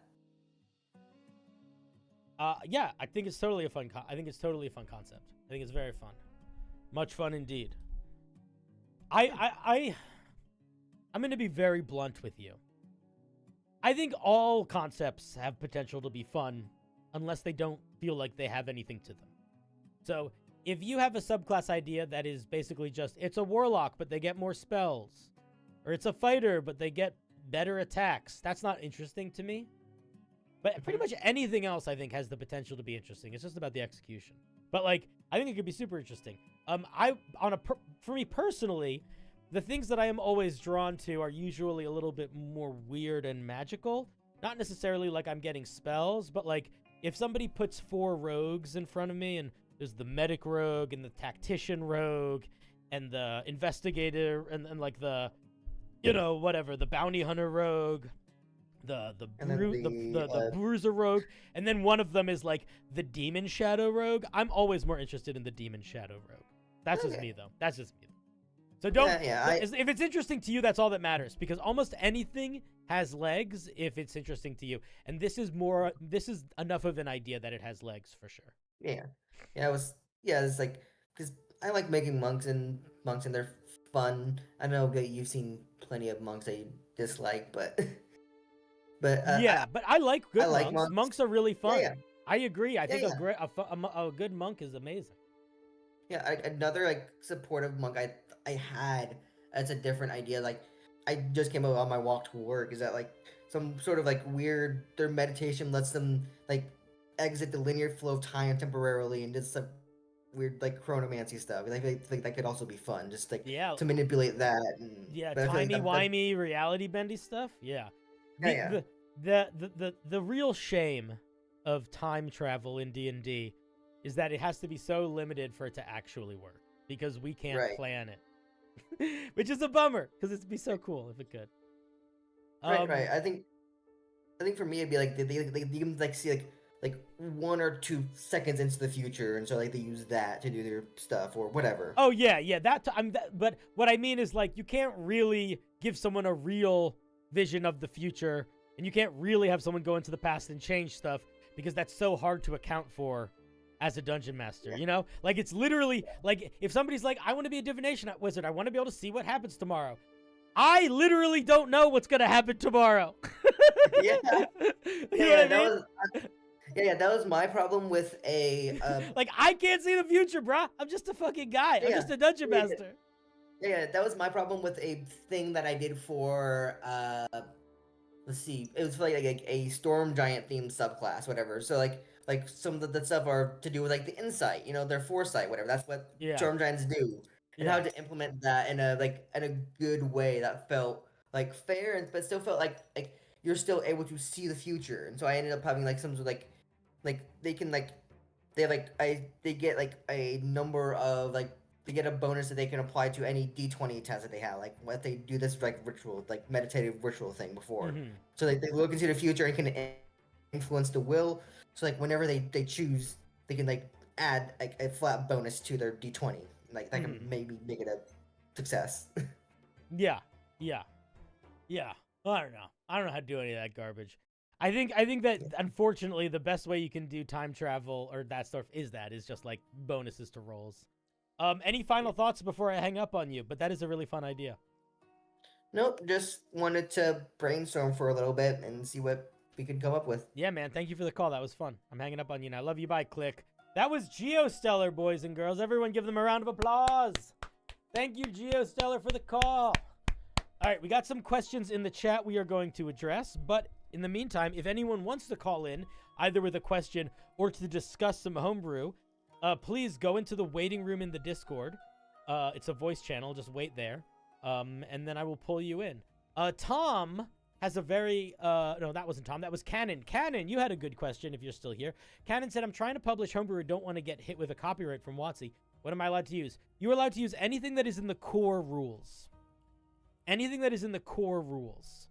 So if you look up, if you go to like D&D Beyond, for example, let me show you. You go to like D&D Beyond,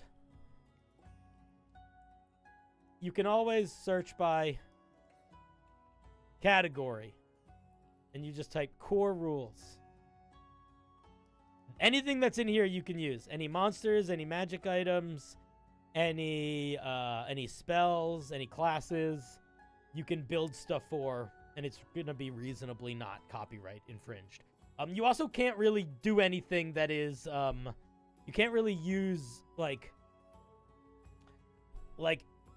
you can't use it, like, if you were gonna make, let's say you wanted to make your own version of a Fey Wanderer Ranger, you couldn't call yours the Fey Wanderer, even if it was, like, radically different.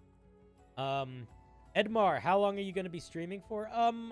Honestly, I'm going to be streaming basically until people stop calling in and stop having questions. I might look at some homebrew on Unearthed Arcana if suddenly everything like dries up. It's less than the Player's Handbook, Monster Manual, Dungeon Master's Guide. Not everything is in the Creative Commons. It is less. So if you look up online, there's like basically free D&D rules that include the base classes, I think 1 or 2 subclasses for each class, a handful of monsters and a handful of spells, and those are that's what you can use. So if it's something from, I would say probably about half maybe like a third of the spells in the Player's Handbook I do not think are in that. A lot of the monsters are not in that. And then anything from any of the other books are not in that. But look up the Creative Commons. Look up the rules that are in the Creative Commons, and that's what you can do. And I think it's just the core rules. Like, I think you could, like, if I do core rules, D&D, 5e,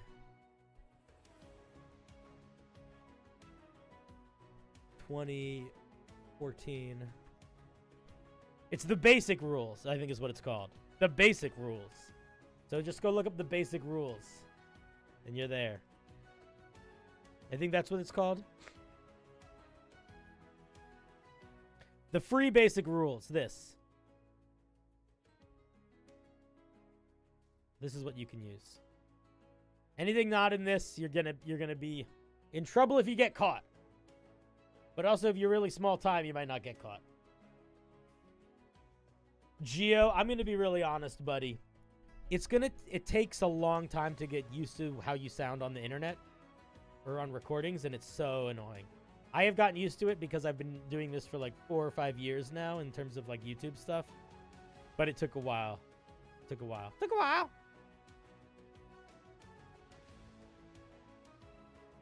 Yeah, Edmar, if I'm still around, if I'm still online in a bit, I'll still be online. My favorite thing to do on people who want to see the future is to show them one possible future. And it's just an absolute nightmare hellscape.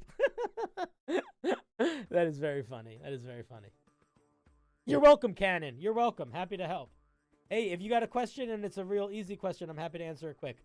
All right, I think Mongo is going to join us on the call here. Let me pull him in. Hello, how's it going? Good, how you doing? Very good. Welcome. Have you called in yet, or is this the first time we're talking? I don't think we've spoken before. I've only found your channel on Twitch like a couple days ago. Oh, well, dude, welcome. How's it going, brother? Good, how you doing? I'm doing well. Wait, I'm just pulling up the thing that you sent in. So, yeah, you are doing something crazy. It looks like this looks like what are we looking at? A full? This is a full overhaul of stuff. Yeah, it basically changes like the backgrounds, the starting ASIs, and starting ability scores, like as an overhaul. Like it kind of ties them all together and redoes how they work. So what is the goal? Like how is this going to make it? What is the goal for how this is going to feel different? Like what are you trying to make this feel like? It's mainly something I worked on over like players and some more people, like local people that I talked to. They aren't happy with the changes from 2014 to 2024. Yeah. And like they dislike that it's so rigid now. They dislike that it's so kind of like forced, like you have to be a farmer or a whatever, you know, like. So I kind of worked on this for the last couple weeks as kind of a way to kind of keep a little bit of those categories, but like also open it up to like a little bit more choice. Oh, I see. So all of the origin feats. I'm also very new to 2024, so I might not be a million percent helpful right now. But I think I can help if the goal of this is like from like trying to make the game narratively more like happy, like make your players feel like they have more freedom to character choices. I think I can help.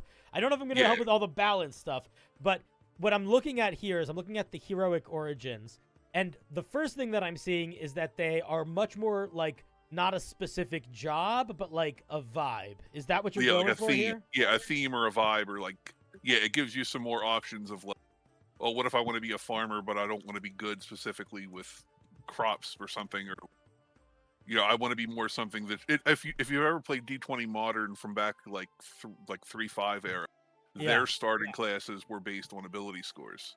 So it's kind of similar to that. That's kind of what inspired it. Interesting.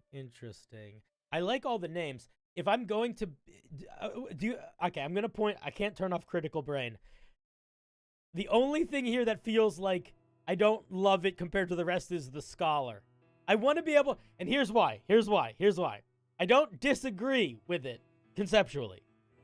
But one of my favorite type of characters to play when I'm being in D&D is someone who is very intelligent, but specifically like not someone like not school intelligent, like thinking like Goodwill Hunting vibes, if that makes sense. And scholar makes me feel like they went to school. That's the only thing they're just like the first words I thought. I'm like, what could it be? Scholar. But for the first ones you thought of, I like all of these. I really like the Resolute. The Resolute I think is the best one. What else do we got going on here? So is there any specific part of this you wanted to ask about or Charge talk about? complete. Oh, I just jump scared Sort all of chat. Sorry about that, chat. My big part, it was like if it's a table at the top where it like assigns certain classes certain stats. I've had a little bit of pushback because some people said that like certain stats don't make sense for the classes. So are you making but do they have to pick the class to pick the stat? Yeah, part of it is when you pick your class, 2 of your stats before you do your point buy start at 13 instead of an 8. I see. Well, let me ask this. With this system, does everyone need to follow it for it to be balanced? Or like, could someone be like, I'm doing the classic one? And would they end up with similar number spreads? Or does this make them, like, give them a little extra edge? I would prefer that, like, if I'm going to use this or people wanted to try it, that everyone tries it. Because, like, at its core, it's a point-buy system. So, like, everyone has that, like, equivalent potential, but like your choices depend on where your stats go to. Yeah, that makes sense. I mean, I guess where my question is then is like, what is like, is the situation you got somebody who's a barbarian and they're like, I want to be the scholar? No, not necessarily. No, I mean you're free to choose which of those origin, like which of the stats you want to focus on. But it's more but like, why doesn't the barbarian want to have strength and constitution? What's going on, barbarian? Come on now. Maybe they want to focus on dex. Like I have a homebrew class I did that makes them into a complete dexterity class. So like maybe they wanted to focus on dex or their AC and stuff or something. Yeah, I mean, I think at a certain point you have to. So with these sort of like foundational systems, you have to sort of. It sounds honestly like you're bumping into the same issue that the 2024 rules are bumping into, which is that it's sort of forcing a certain choice to have a different choice associated with it. I don't know if there's a solution. That, but if there's still going to be a choice associated with another choice that you can't change, that core that slice of no freedom is still going to be there. I think that the question that you have to ask yourself is, does that choice need to be there in the same way? And I see a good argument, honestly, for your ability score numbers to be side to class. Like I get the logic. So I think what you got to do is play test it, right? Like put some players through building characters. Honestly, because it's a character building system, you don't even need to play test that much. Like what I would do if I were you is, you said you have a group of players who aren't super keen on the new system. They don't love the mixy-matchy, not being able to do... I want to be able to be a farmer and a wizard or whatever. Right. So here's what I would do. I would present this. Maybe you already have. But I would present these rules to those players and say, hey, guys, if we used these rules in the new campaign, I'm not asking if you like it or don't like it yet. Don't tell me. So this is what you say to them. You say, I'm not asking if you like it or don't like it yet. What I want you to do is I want you to, in your brain, you're D&D players, so you can do this. Pretend that I said, this is the system we're using, and you don't have a choice. And then I want you to build a character using that system. And then ask them for feedback on that. And then maybe talk through that and say, how did that feel? How do you feel about the process of, like, I know I'm using this system, so what can I build in this? Because that's really, I think, the ticket to whether or not this works or doesn't work, is how much does this feel like it's hindering or uplifting that process? Right. So just run the players through that process. And if on the other side of it, they're like, yeah, I don't know, like, this feels exactly the same, or this felt limiting, or, oh, this felt awesome. Like, you're going to get, you'll probably get a variety of thoughts. If you want to be really, really finicky with it, and this is not something all players like, so, this might not work. But if your players are the type of people that like that extra work, ask them to write their thoughts down afterwards and not just talk to you about them, because that will also give them the space to, I think, not just like say the same thing that each other say, and they can sort of like, it's good to get like an isolated opinion sometimes. Right. But that's what I would say, because I think this is an interesting idea. I think it works. I think the key thing here is, does it solve the problem of 2024 that your players are facing, or does it replace it with a different one? Right. Yeah, it is very similar, like at its core, to 2024's, like, everyone's a choice, everyone's like forced into a certain thing, but like I kind of made it more broad so that the choice itself is a little less of a, like, I have to be a farmer if I want tough. It also seems like the choice is almost entirely like there's no flavor in the choice, which I think is very nice. Like, yeah, it's like if you picking barbarian as your class doesn't actually mean anything about your character other than the things they get mechanically. So tying it to the class, I think, is nice, and that you are really just pulling the flavor out. Just so that alone, I think, gives people a little bit more play space. But you still have to be strong or something. Like your choice has to be something that makes sense to be strong if you're or whatever for a barb. But then it's like, you don't have to be like, oh, I guess I got to be a farmer and make that make sense for my guy or something. Yeah. So I think that just try it out, man, and see if your players prefer that system, or if they don't, try something else. But I think that it's an interesting thing. I genuinely am curious if players looking at this are going to feel like they have more or less freedom. I don't really know. Right. Very curious. The big question, if you scroll up, I think a page, like I think it's the very first page. Yeah. There's a big table where it lists all the classes and then like the stats that they get. Do you think that's the one that I was like, some people were like, well, why does such and such a class get that? Yeah, I would say, if I skim this system, there's definitely stuff in it that I wouldn't do.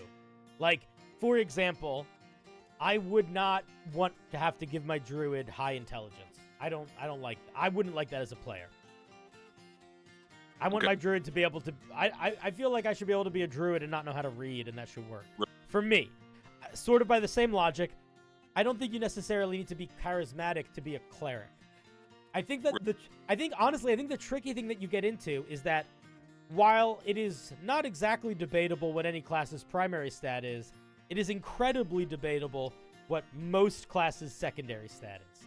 Like, I think there's a really good argument for a warlock secondary stat to be, or honestly, all spellcasters' secondary stats to be Constitution. Yeah, I tried to avoid putting con on everything because like con's just like good for everyone. Yeah, it does also make the sorcerer unquestionably stronger than the other spellcasters. Outside of class, like just at a base level, the sorcerer is the optimal pick, and I don't know if that's great. Right. Like I base these on most classes. I think like more than half of them had like their multi-class requirements where there were 2 stats. So that's what I used for these. But then it's the ones that had a single stat. Like I think Barbarian only needed strength. So I'm like, it makes, I guess con makes sense for it. And then like fighter, I think is Does it need to strength have a or dex. secondary choice? I mean, I guess I could make it 13 in anything else, but then it's like those classes are a little more powerful. No, but no. I guess Let me rephrase that. I'm sorry. Let me rephrase that. Mhm. The whole system. Does the whole system need to have it affects 2 of your ability scores, or could it just affect 1? it could probably only affect 1, and then I could either Because that is going to make, if it's just affecting 1, then there's still some contention, I think, in the fighter and the paladin space, but everything else is pretty much one note. Right. Yeah, I guess I could have it just be your primary stats of 13, and But then but regardless, that is going to be where you're bumping into this, I think, because what you're doing by deciding what these classes' primary and secondary stats are is, unfortunately, in D&D, the spread of your stats often has a pretty big impact on like your role play too. So it is sort of pigeonholing certain classes into certain, not just play styles in terms of strengths and weaknesses, but like almost like character play styles. Like if your druid is always going to have a pretty high intelligence, if your fighter is always going to have a strength first and then dex second, if your monk is always going to have wisdom more than charisma unless they really put some, you know what I mean? You're just, it's not the end of the world, but it is a different sort of directional forcing, I think. yeah, that's the primary stat. I could probably make it a single stat, like whatever the primary column, and then like make it a 25-point budget instead of so like give them an equivalent amount of point buy to make up for losing the secondary thing. Yeah, I mean, also like just to be honest, like you could do both. I mean, you could try both out. I mean, like see which one people like more. Right.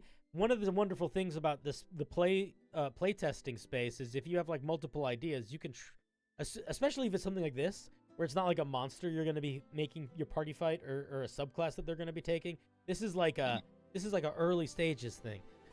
You could play the character. Let's make a character game 6 different times with different versions of this to see what people like. You know, you have a lot of playtest power when you're dealing with a character building, and I think that you should lean in because, to be honest, this might work as is. But in the same way that like when I look at the wizard and I'm like, why the fuck do they have to have intelligence and wisdom saving throws? I don't want that. I want to be able to have a wizard that's not wise. Why are they getting wisdom saving throws? But it's part of the core class. Like, this just sort of leans into that in a way that I'm sure a lot of people aren't going to give a shit about, but people might in the same way that they might with those feats. I don't really know. Playtest this a bunch of different ways and just see how people feel. And even if it's like just watching them and see if it seems like the players are excited and coming up with good ideas or if they're sort of more like puzzling to make it work. You know what I mean? Right.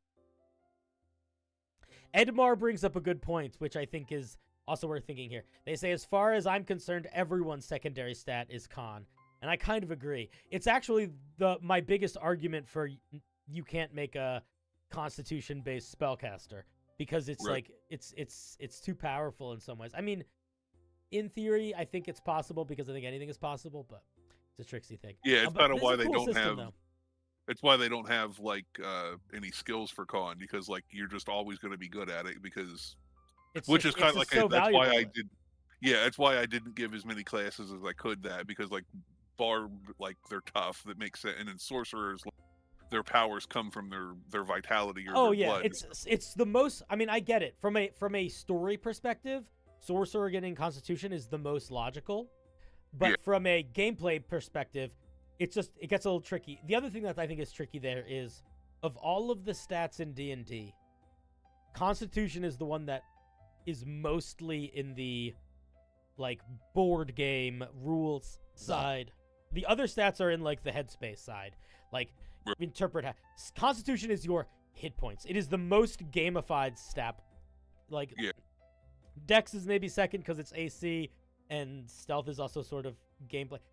But Con is so gamified, and while Constitution is important for some saving throws and some ability checks, it's really mostly hit points, which is what I think makes why it's sort of it's like a little different than the other stats. Like if I was gonna design D&D now, I probably wouldn't make a stat block for I probably wouldn't associate hit points with one of your core stats, because I feel like most of the core stats sit in more of a space between story and gameplay than Con does. Con is just so in gameplay. Yeah. Yeah. Do you have any other questions, concerns, yearnings, aspirations before we say our goodbyes? No, I think I mean, you answered a couple questions that I really had, and like gave me some ideas to like what to look at or like how to test it and stuff. So it's a fun thing. I mean, we spend a lot of time talking. You don't know because you're new, but I spend a lot of time talking about homebrew and stuff on this. I mean, this is basically all I do is talk about homebrew and game design for D&D and things like that. But there are not a lot of people that are homebrewing new ways of starting building your character. And it's a really weird place to play because it is so meta meets narrative in like a very different way. And it's like the way you enter into the character is like the way you enter into the game. So it's I think it's very fun to think about. There's a lot of you could make some crazy things by just being like, hey guys, here's a new template for building your character, and that's like tweaks a couple rules, and it's gonna make the game feel a million different. So it's a fun place to brew in. Yeah, that's why the very first thing I said is like, what's the goal? Because this is such a what's the goal place to brew. Because if you don't have a goal, it's really like a confusing amount of work to do. Like there's more obvious goals when you're building a monster, you know? Right.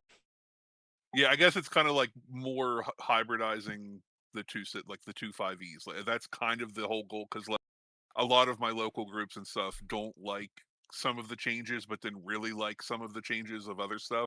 So they're like, I'm always being asked, can we use this new thing, but like the spell version of the old way? And then it's like, I don't know how to say yes or no to everything or some things. Or listen, we live in a strange world, man. I can't.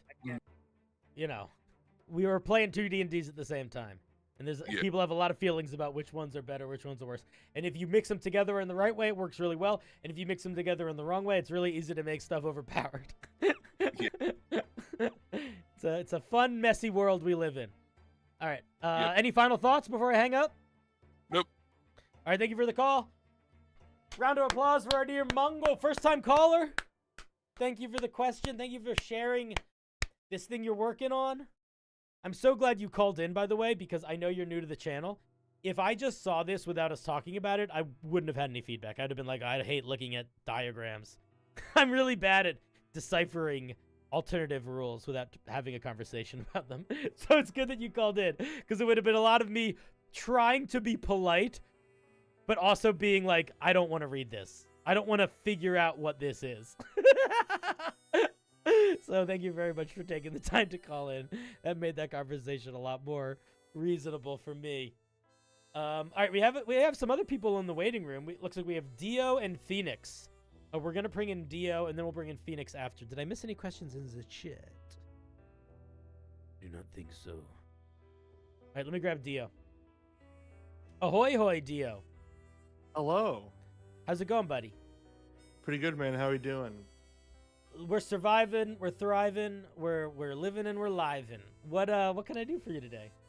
Hey, yeah, so I have a question. I called in about 2 years ago when I started this campaign that I'm about to ask you about right now. Okay, amazing. You know what? I knew you called in before. I did not remember when, so it makes sense that it was a while ago. But I remembered I had your voice settings changed, which means we had talked before. Okay, yeah, that makes sense. Listen, I'm just trying to avoid a Game of Thrones Season 8. You know what I'm talking about? Dude. And I don't know how to end a campaign properly. Okay, so I'm going to tell you one thing first of all. Game of Thrones Season 8 in D&D, not that bad. Really? You have a lot more wiggle room in D&D for stories to get stupid. Because the players are the main characters, and they inevitably feel like they're cool and that their story is cool. So you have a little bit more wiggle room. That being said, there's definitely some stuff that you got to be careful with. So let me ask you a question. In terms of like, how close to the end of the campaign are you? Are you at the end of the campaign where you're like, they are about to fight the final boss? Or are you at the end of the campaign where it's like, there's like an arc left, and we're in the final arc? Like, where are you at? They are about to beat the final boss, Mhm. and then there will be a session or two of epilogue, and that's about all I've got in my head. Perfect. What level are they? Oh, dude, so that's fun. After the combat they're currently in, they're about to be level 19. Awesome. So, after this final fight, do you imagine there being any more combat, or no? Do you think it's going to be more RP stuff? There's going to be one more, like, an extended gauntlet of combat with RP mixed in there. Okay. So here's, I think, what you need to do. I think you're going to do two things. The first thing that you're going to do, were you here at the beginning of my stream? Maybe not. It's fine. No. At the beginning of my stream, one of the things that we were talking about is the difference between making sure combat is dramatic and making sure that it's a fun game. Like, you have to make it a story, and it has to be a fun game, and it has to be both. And one of the things that I was saying, and now that you're at the end of the campaign, you can definitely do this. It is okay to tweak the god mode, the god meter, the god dial, to make sure every player gets to have their big moment. So, like, for example, if one of these fights that's going to happen is they're going to fight the dragon that killed the fighter's parents or something like that. If the fighter deals like 27 damage in a turn and the dragon has 37 hit points left, no, it doesn't. It had 27 hit points left. Like, bend things a little bit to make sure that each of the players get to feel really big and impactful in at least one or two little moments during this last combat, especially if it's like going to be the last combat after this boss. The other thing that you might do, so that's like just from your own like pacing perspective, sort of make sure that everyone gets to have a little bit of a moment. Beyond that, what you could do is way before the session, like if the session is next week, do this tomorrow. Reach out to your players and just literally ask them, "Hey," just to be like, "Yo, guys, we are marching towards the finish line. There is not going to be a lot left. What important things do you feel like you need closure on for your character?" Like, literally ask them. Say like, "Hey." Oh, that's what we're doing right now. We're doing the last of that right now. They're talking to you about it? Yeah. Well, no, that's what this like current session that we're wrapping up tomorrow. This is like the last of the closure? Yeah, this is the last of the closure. Okay, great. Okay, no, your life is so easy now. Okay. Are you going to use this game world again? Yes. Do you need the camp? Okay. Is it going to be like plot-wise? Is it going to be like the next year, or is it going to be? Do you not care? There's going to be a solid time skip, like 500-600 years or something. So, this is what I would suggest. This is how you end your campaign. And maybe, if you want, you can tell your players this beforehand. But if you don't want, you can just surprise them with it. Gotcha. Depends on your players. When you get towards the final, let's say this is final session. This is session final. Yeah. Maybe a little bit of the session before, a little bit of session final. You have some moment where the party has the moment where they are standing on the balcony by themselves. There's the party going on inside, and they have that final they have that Ocean's 11 moment where they're looking at the fountain together and they're looking around at each other being like, "We fucking did it." Yeah. They're that you need, whether that's on a boat or that give them that moment. And then you give them the whole world. You say, "So, Jojo Banana Pants, what does your character do with the rest of their life?" And you go in a circle, and you give everyone the chance, total free control, to tell you their characters, to tell you and the rest of the party the epilogues of their characters. No dice rolls, no dice rolls, no you saying this works, this doesn't work. You just hand it to them. And you let them take it. This is how Critical Role Season 1 ended, by the way. And I stole it from Matt Mercer because it's fucking brilliant. You just like, is that how it ended? You've been, spoiler alert, you've controlled the world for 2 years. The last thing you give your players before the end of the campaign is the only thing that you've ever really held on to. And that is the control of the world. If the druid says, "I become Archdruid of the Volcano Mountains," great. hopefully they love the game and they love the world, and they're not going to be like, I become a dragon and kill everyone. But let them have an epilogue. And depending on how not silly your players are, I would prepare some music that is a little bit wispy, dramatic, cinematic. Get one of those like copyright-free cinematic music for 2 hours, whatever. One of those fucking playlists. Yeah. And genuinely just let them take the reins. And then, not only do you not have to worry about how to end the story because they end the story, maybe you have one final little clip when all of the players are done. But outside of like having a little like, as the sun sets on all of your characters, the world has changed. And it will be changed for a long time. You left like a big mark on this. Like whatever. You have one of those. But they end it. You just make them fucking end it. You don't have to think about it. There's no guy. They can't you can't Game of Thrones it because they could. So that's what I would say. But then here's the best part. Yeah. Don't tell them that the next campaign is going to take place 500 years in the future of your world. And then, whatever epilogue shit they come up with, dude, that's the basis of the new, like, you can just use that in your history of the new world. So if the fucking wizard, if the wizard decides, hey, I am gonna kill every ghost. Fuck ghosts. I hate ghosts. I've always hated ghosts. I'm gonna become anti-ghost wizard, and I'm gonna get really good at, and I'm gonna start an anti-ghost league. Maybe in 500 years, there's no ghosts anymore. Or like if the druid is like, I am gonna replant the desert, like that desert that was eaten by the blood drakes. I am gonna just spend the rest of my life every day casting create plants and plant growth every day in this desert, slowly moving like acre by acre until I refill it. Because you're a druid, level 20, you live forever. It doesn't matter. You can do that. And then, when you do the 500 years in the future, there is no desert, and that part of the world is like a jungle. You know what I mean? So like, it's the kind of thing where you want your players to take it medium seriously. So I think a lot of that you can do with tone setting, but then in the back of your head, you're also building, not even necessarily plot, but like the architecture, you're building the past of the new game. Do you know what I mean? Dude, you're a fucking genius, dude. You're the genius. No, dude, you're crazy. I never thought about that. That's crazy. That's how you do it, baby. Yeah. Oh Isn't my that? God. Yeah. So that's what I would say. I think that's the move.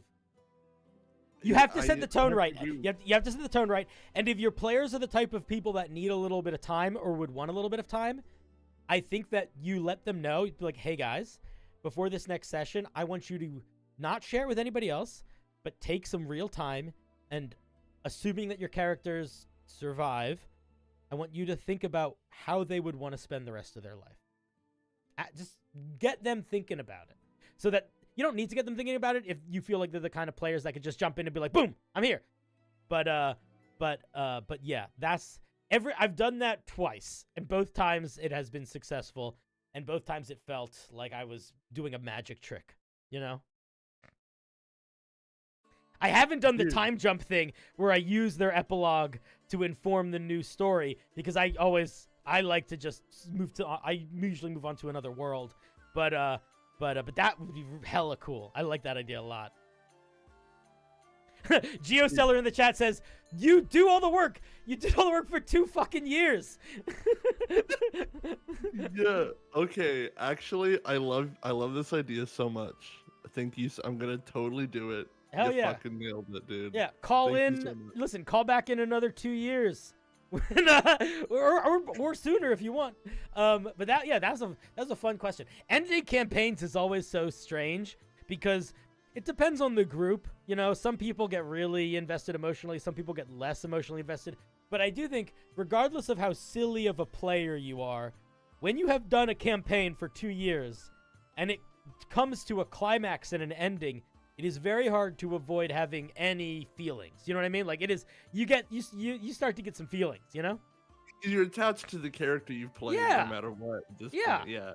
It's just like, there is a great deal of beauty and at least a little bit of sadness in the fact that when you finish your D&D campaign, you are essentially finishing a book that you will never get to read again. Like, that's sad, but it is kind of beautiful. It's like the sand mandala, you know? It's like the monks with the making little sand. It's like this is the way that I try to describe D&D to people. I really want to put this in a video at some point because I think it's quite clever. If somebody has no idea what D&D is and I want to explain it to them, this is what I say. I say, imagine that you are at a sleepover with your friends in like 7th grade, okay? Yeah. And you come across this DVD series called Avatar: The Last Airbender. None of you have ever heard of it. No one in your world. It doesn't exist in your reality. But you find this DVD set. And then your friends and you sit down over the course of the sleepover and you watch the whole thing. You watch season 1 through 3 of Avatar: The Last Airbender and you take it in together. You have the experience of watching it together. And then the next morning you wake up and that DVD set is gone. And the only thing that you have in the whole world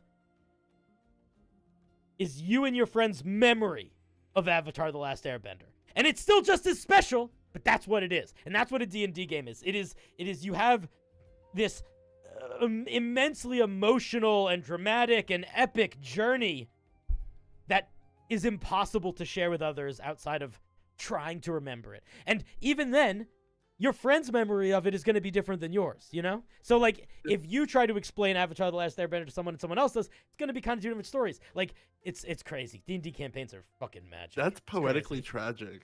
Yeah. That's D&D, fuck. baby. Yeah. Damn. I guess in theory you could record your games, but I will say, as someone who has played in many, like, actual play one-shot... I'm not a lot... Actually, to be honest, I haven't played in a lot of actual plays, but I played in a couple actual plays and more than a couple one-shots. There is something that changes in the way that the game feels when you play it in front of people, and it loses some of the magic. There is some of the magic of it being not performative for anyone outside of the table, and I think that there is, So I guess you could record it, but I think recording a game when you don't have to is a silly thing. I wouldn't do that. Yeah, that's way too much. Hell no. Yeah. Well, hey man, I really appreciate you answering this question in a way dude, that it was a can great effectively question. use. It was a great question. man. And I super appreciate it. Just one more thing before I go. Yeah, sure. It's impossible to find like YouTube explanations on how to end a campaign. There's not really a lot out there. That's kind of why I wanted to come in and ask, even though you're doing. Homebrew, I should make that video? Is what you're saying? You should make that video. All right, let me take. Give me 2 seconds. I'm gonna write that down. What am I doing? You're making a video on how to about end how campaign. to end a campaign. Let's not do Game of Thrones. Okay. Note taken. That's a video. I wonder if I can make that quick. All right, we'll see. That's a great idea. That could be a long form video. I haven't done one of those in a hot second. Anyway, No, you haven't. Well, here's the problem is that I had surgery and it was like bad. So I had a long recovery time and I was like fucked. So I just couldn't do a lot of the stuff. I was never an invalid before, and I was legitimately an invalid for a while in a way that was like, I understand what it's like to be an 80-year-old for a little while. That sucks. Fuck. Yeah, it's fine. I'm good now. But it threw off a lot of my more complicated videos, and it's like I just haven't gotten back into them yet. And then I'm going to Australia in October, so I basically am trying. Right now, I have to make enough shorts so that I can keep up with the production of that monster vehicle while I'm gone for a month. So I'm gonna try to get a long form out before I leave. No promises, though. No promises. Hey, fair enough. All right, buddy. Any final thoughts before I hang up on you? No, man, that's it. Cool. Thank you for the call. Yeah. Dude, big round of applause for Dio. Great fucking question. Really great question. How do you end a campaign is like... It's one of those things that I think everybody is wondering a little bit in their brain. I got caught up in the con. Played the bardcore version of Forget About Me. Of Don't Forget About Me. Yeah, that could work. You know what I used to do in my... Okay, so in my home games, I used to collect weird cover versions of all sorts of songs, because for every popular song, there's like an epic version and a tragic version and stuff. So I would often use those in my home games because it's funny when you use a song that's like a very popular pop song, but you make it all sad and scary. Players usually like that. Yeah, that was good. The other thing that I used to do when I was running... By the way, if anyone wants to call in, go to the waiting room. If you don't want to call in, you can also ask questions in the... Lambo, stream is right now. It's right now. It's right now. If you want to ask more questions, you can ask them by either posting them in the September 21st questions thread in the Cinder review section, or you can join me in the waiting room. But no pressure. Yo, I saw you ask something, Gald. I just wanted to remind people that if anyone wants to call in or do things, you can. You can call in. You can call out. Let me see if anybody commissioned any homebrew. I don't think so. No, I don't think anybody's commissioned homebrew today. That's fine. If we do a day where we don't really do any proper reviews, we kind of just shoot the shit and talk shop, it's fine with me. Gald says, I want to know if my Astartes race feels like a superhuman, even with game balance in mind. I can take a look at it. Gald, did you want to call in or no? Let's take a look at this.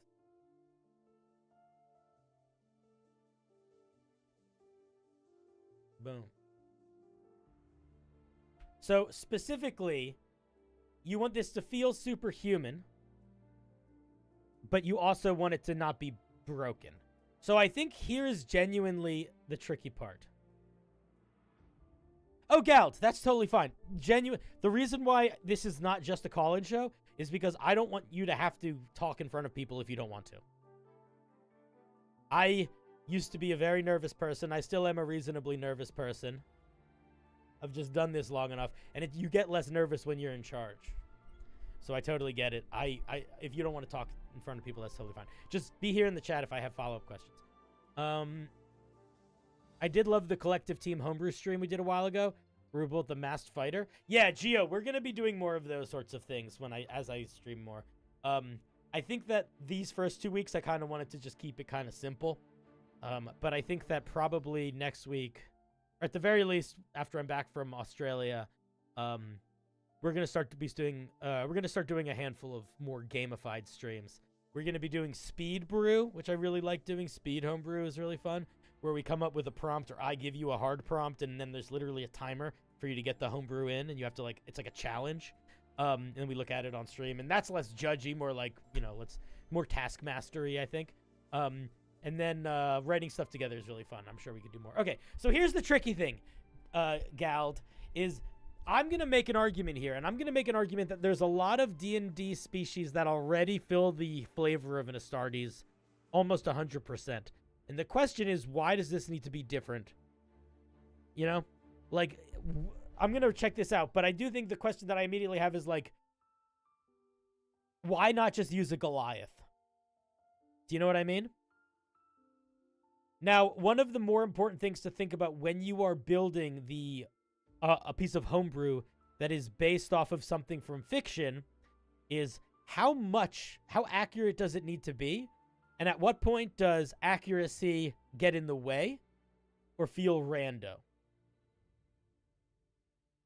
So that's what I think. I think that I'm going to be honest right now. There's no way in hell you should give this thing acid spit. Acid spit is such a weird side feature of the Astartes.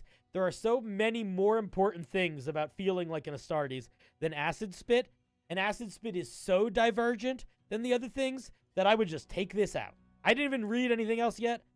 This is not helping. This is making this piece more complicated than it needs to be. Immediately. Straight up. Because when people think of an Astartes, at what point do they think of acid spit? That's fucking far down the line. That is far down the line enough that I think you can lose it that's a cutting board piece. I think you drop that. Because it feels fucking random. The only reason it's not random is because of the lore that, also they can spit acid. But it feels random even on them.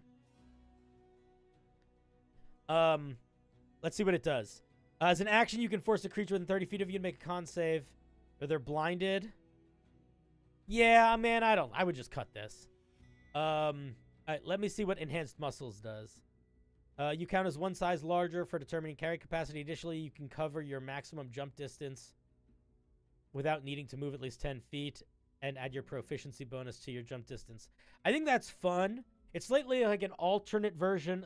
There's another feature called like athletic build or big build or something. It's what Furbolgs get and what Goliaths get. And this basically is a different version. Where this version lets you jump, the other versions usually make you better at strength. Let me just double check that before I... Is this for 2024 rules or 2014 rules? Also.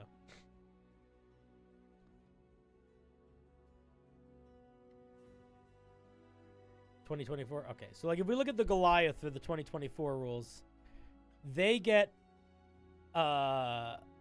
powerful build. Which basically makes you get the same thing where you're one size larger for determining carrying capacity, but also you are better at strength-based contested checks. What's up, Nah216? How's it going? So you switched that for jumping. So what I would say is right now, if I'm reading this, the two unique things this species has is jumping and spitting acid. I don't think that that's great for feeling like the flavor of an Astartes. That feels like a frogman so far. But let's keep going. You have dark vision. You can hold your breath a long time. Advantage on saving throws to prevent poison. Immune to non-magical disease. And you get more hit points. Here's what I think. I think overall, it's okay.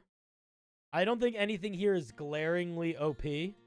I think the +1 hit points thing is really strong, and I think you are maybe underestimating its strength with also some of the other stuff we're getting here.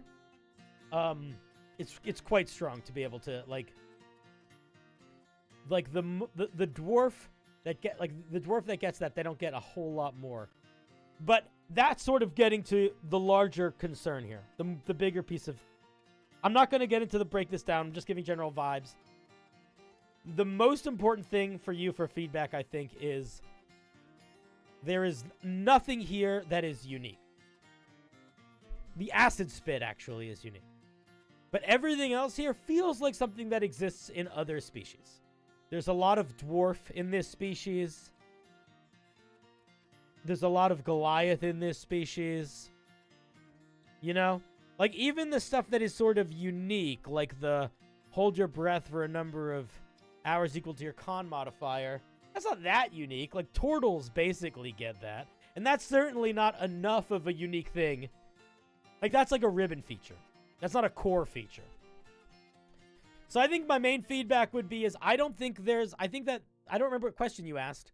I think this is not particularly overpowered. I think it's strong. I think the acid makes, I think if you probably cut the acid out. But I don't think it feels like an Astartes. I think that's the main thing, is that this feels like, this doesn't feel unique. I don't know if that answers your question. If you have a follow-up question, you can let me know.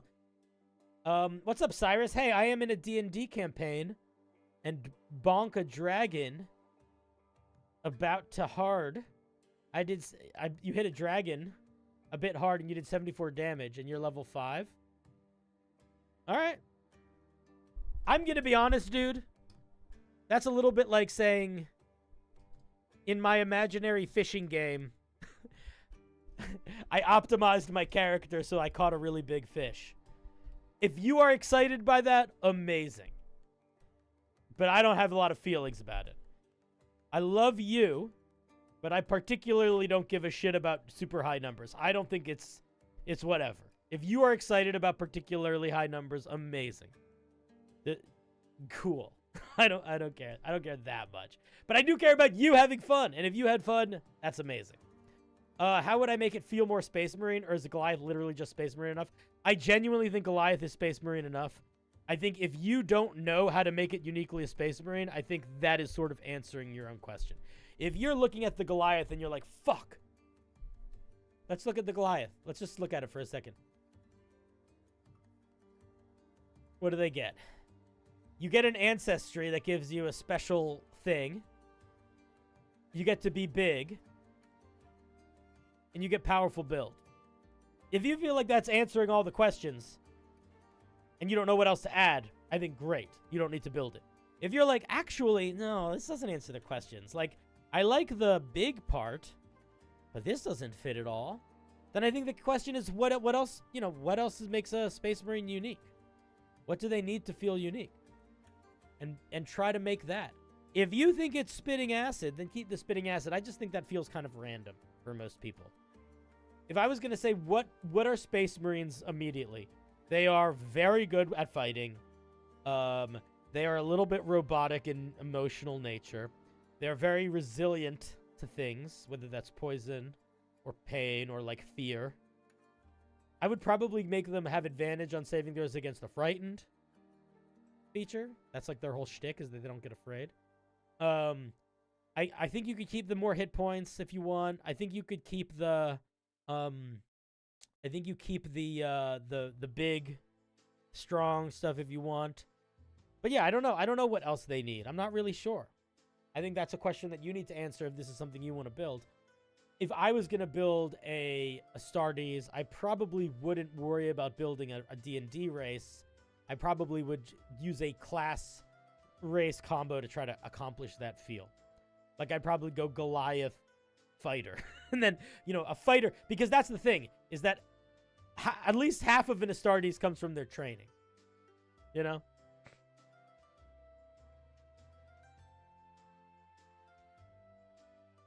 Acid Splash as a cantrip could totally fit for sure. There's plenty of times in D&D where something is not technically magic and a species gets it as a spell because it does the same thing. Like the Gith. The Gith are like psionic, so they get Mage Hand. Totally works. Most species, most get 60 feet of dark vision. That is true. Oh, that's a good idea. Yeah, they could succeed. They could have a bigger threshold for success on death saves. Or they could make death saving throws with advantage. But yeah, I think that comes down to like what you think. What do you think you need I can't tell you what it needs. I can tell you that this in this current iteration feels like it's a combo of things. You also could do the thing where like maybe you learn about creatures after you take a bite out of them. That could also work.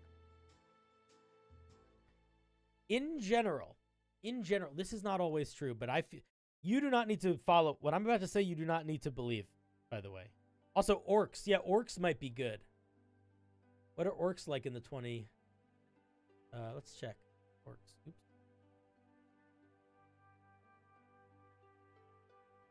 What do orcs get? Adrenaline rush. Dark vision. Yeah, honestly, orcs might be better. You get temp HP and a cool dash thing. You get hella dark vision. And you get relentless endurance. That's not bad for a Space Marine. That's not bad at all. Species get a lot less in the new books, eh? Because so much is in your, like, hero origin now. They don't have powerful build anymore, but I think everything else they have works pretty well. I like Fight Beyond Death with daving through death saves having a little bit of a spread, though. I think that would be a fun idea.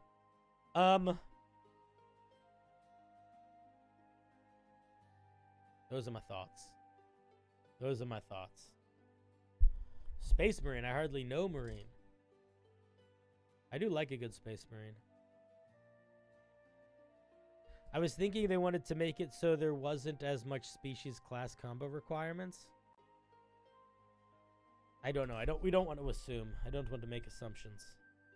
Oh, you mean about the gameplay of these things being shorter? Yeah, I mean, I think it's because they built a lot of they put a lot of power into origin feats. I think. Okay, Gald, I hope that answered your question. If you want more clarification, or if you feel like I didn't help you, please ask for clarification. That is totally fine. Let me see if we have anybody else with any questions. in the Discord. You can also chime up in chat if you want. I think we hit everything.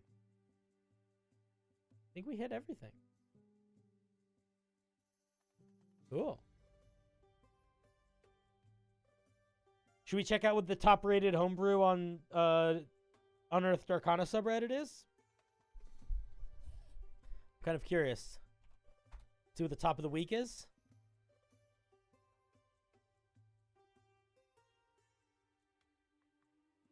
Circle of Eclipse. I do have a homebrew thing, but I won't post it until I win at marbles because I want to be stubborn. This is why we love you, Gio. What was your last question? Oh, did I miss it, Tom? I'm sorry. Here, let me scroll up. Tom, I don't know if I saw it, buddy. What if you cast Commune with Nature once when you take a long rest? If you take an hour before preparing to dig your feet into the ground? Commune with Nature is like a 5th level spell. You can't put that in a species. Doesn't matter if it's the vibe. I would say pick whichever. Go to the waiting room voice channel. The waiting room voice channel. It is in the streaming section near the bottom. Should be like right above Brewmaster. Yeah, you can't give a base class a 5th level spell. You just can't do that. That's silly. Is Commune with Nature 5th level? No, I want to check. I don't remember.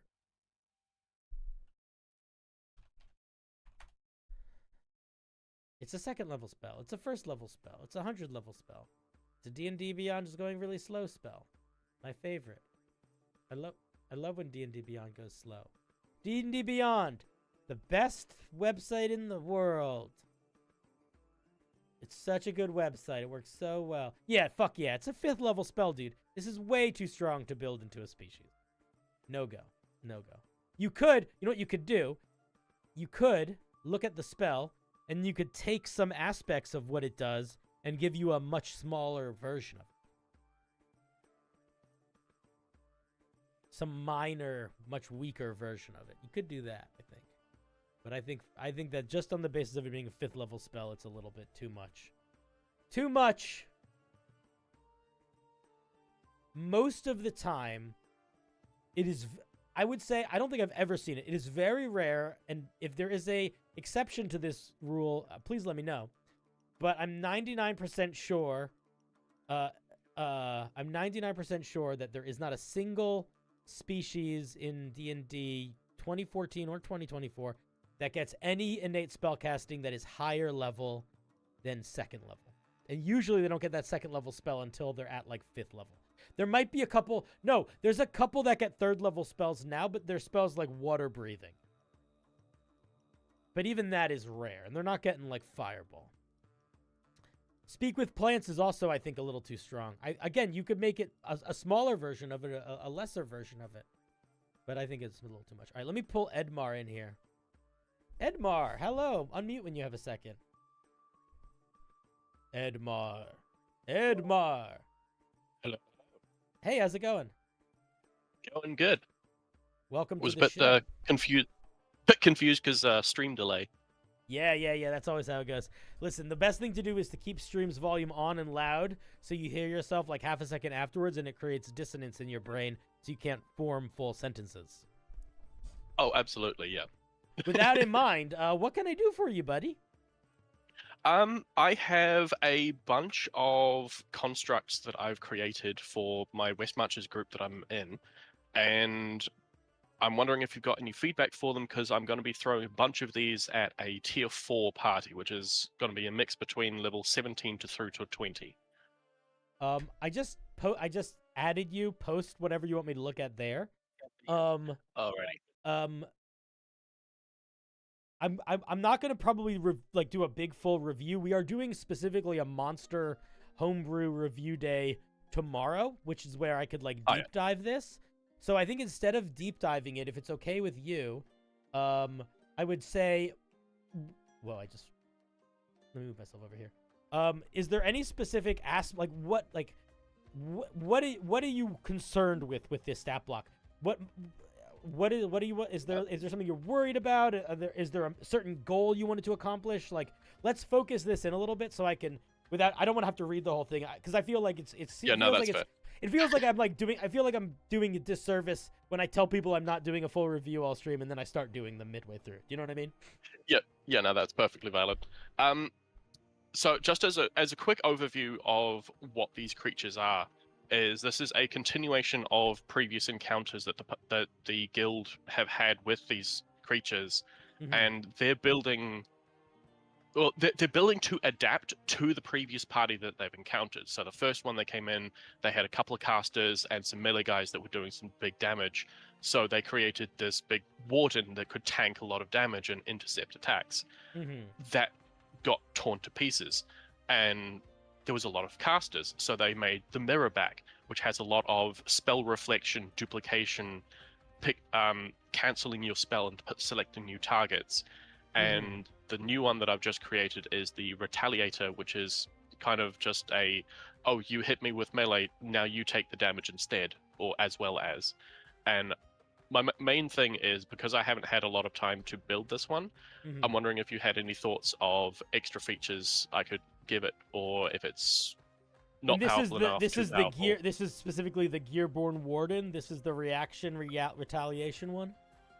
The Gearborn Retaliator is its own new construct. So that's not the one you sent me a link to, just so you know. I've sent 3 links. Oh, you sent 3. Oops, I'm so sorry.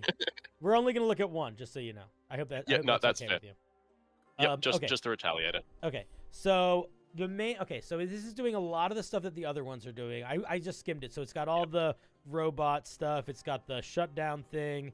When it's hit with a melee attack, the attacker also takes half the damage dealt in force damage. That's fucking brutal. Dude, that's dirty. Especially in tier 4 play. I mean, I'm not 100% anti that. I like a good punishment for a player, but if that feels too hectic, I could see this as a limited use feature or a reaction feature, and the passive one being a number or a dice roll. Like, it can use its reaction to do a big slam back, or it just always does like 2d6 back or something. But that's crazy. It's immune to crits. That's mean. I'm not trying to be critical. I'm being Joe critical right now because I'm skimming. Can make opportunity attacks without using a reaction. So here's the thing that is important. It needs to use a reaction. Do you know why? This is I turning on my annoying teacher pop quiz hat. Do you know why it needs to use a reaction? Go for it. It needs to use a reaction because of 2 important things. One, we need inciting incidents. So if you aren't going to, you need to, like, if there's not an explicit thing here, this thing could essentially take 30 opportunity attacks when someone moves out of its reach, as it's written, because they don't take up any action economy. So they just go. The other thing, and I think the more important thing, because I don't think you would actually do that, is a lot of abilities in the game and features that the players have access to are linked to reactions, and you're sort of taking away from a bit of the action economy in a way that the players can play with it. But that being said, there are ways you can keep it like this. So I will give you an example. There is a creature in D&D. Fuck, I forget what it's called. Let's see how fast I can find it if I don't remember its name. All right, let's see. It's a monster. The big snake demon. Big snake demon. It's not a spell. It's a big snake demon, which means it's a fiend. And I think it's CR 16, if I'm remembering correctly. I remember it's, you know what's annoying? I remember this monster's stat block, but I don't remember what its name is. But I want to show it to you because it'll help with this. I think it's CR 16. The Marilith. So the Marilith is a big snake lady. Look at that. Ooh, wow. So much snake, so much lady. And it has this fun ability, reactive. The Marilith can take 1 reaction every turn in combat. So you could do something like that. You could do so. It's not taking away it using reactions. It's just giving it a shit ton more reactions. Now this isn't actually giving it infinite more reactions. This is based on the players. So if you didn't want to do that, if you wanted it to have I want it to not be based on rounds, you could say something like it is able to take 3 reactions, or you could put a number on it. But that is, I think, something to think about with this thing. I want to look at retaliatory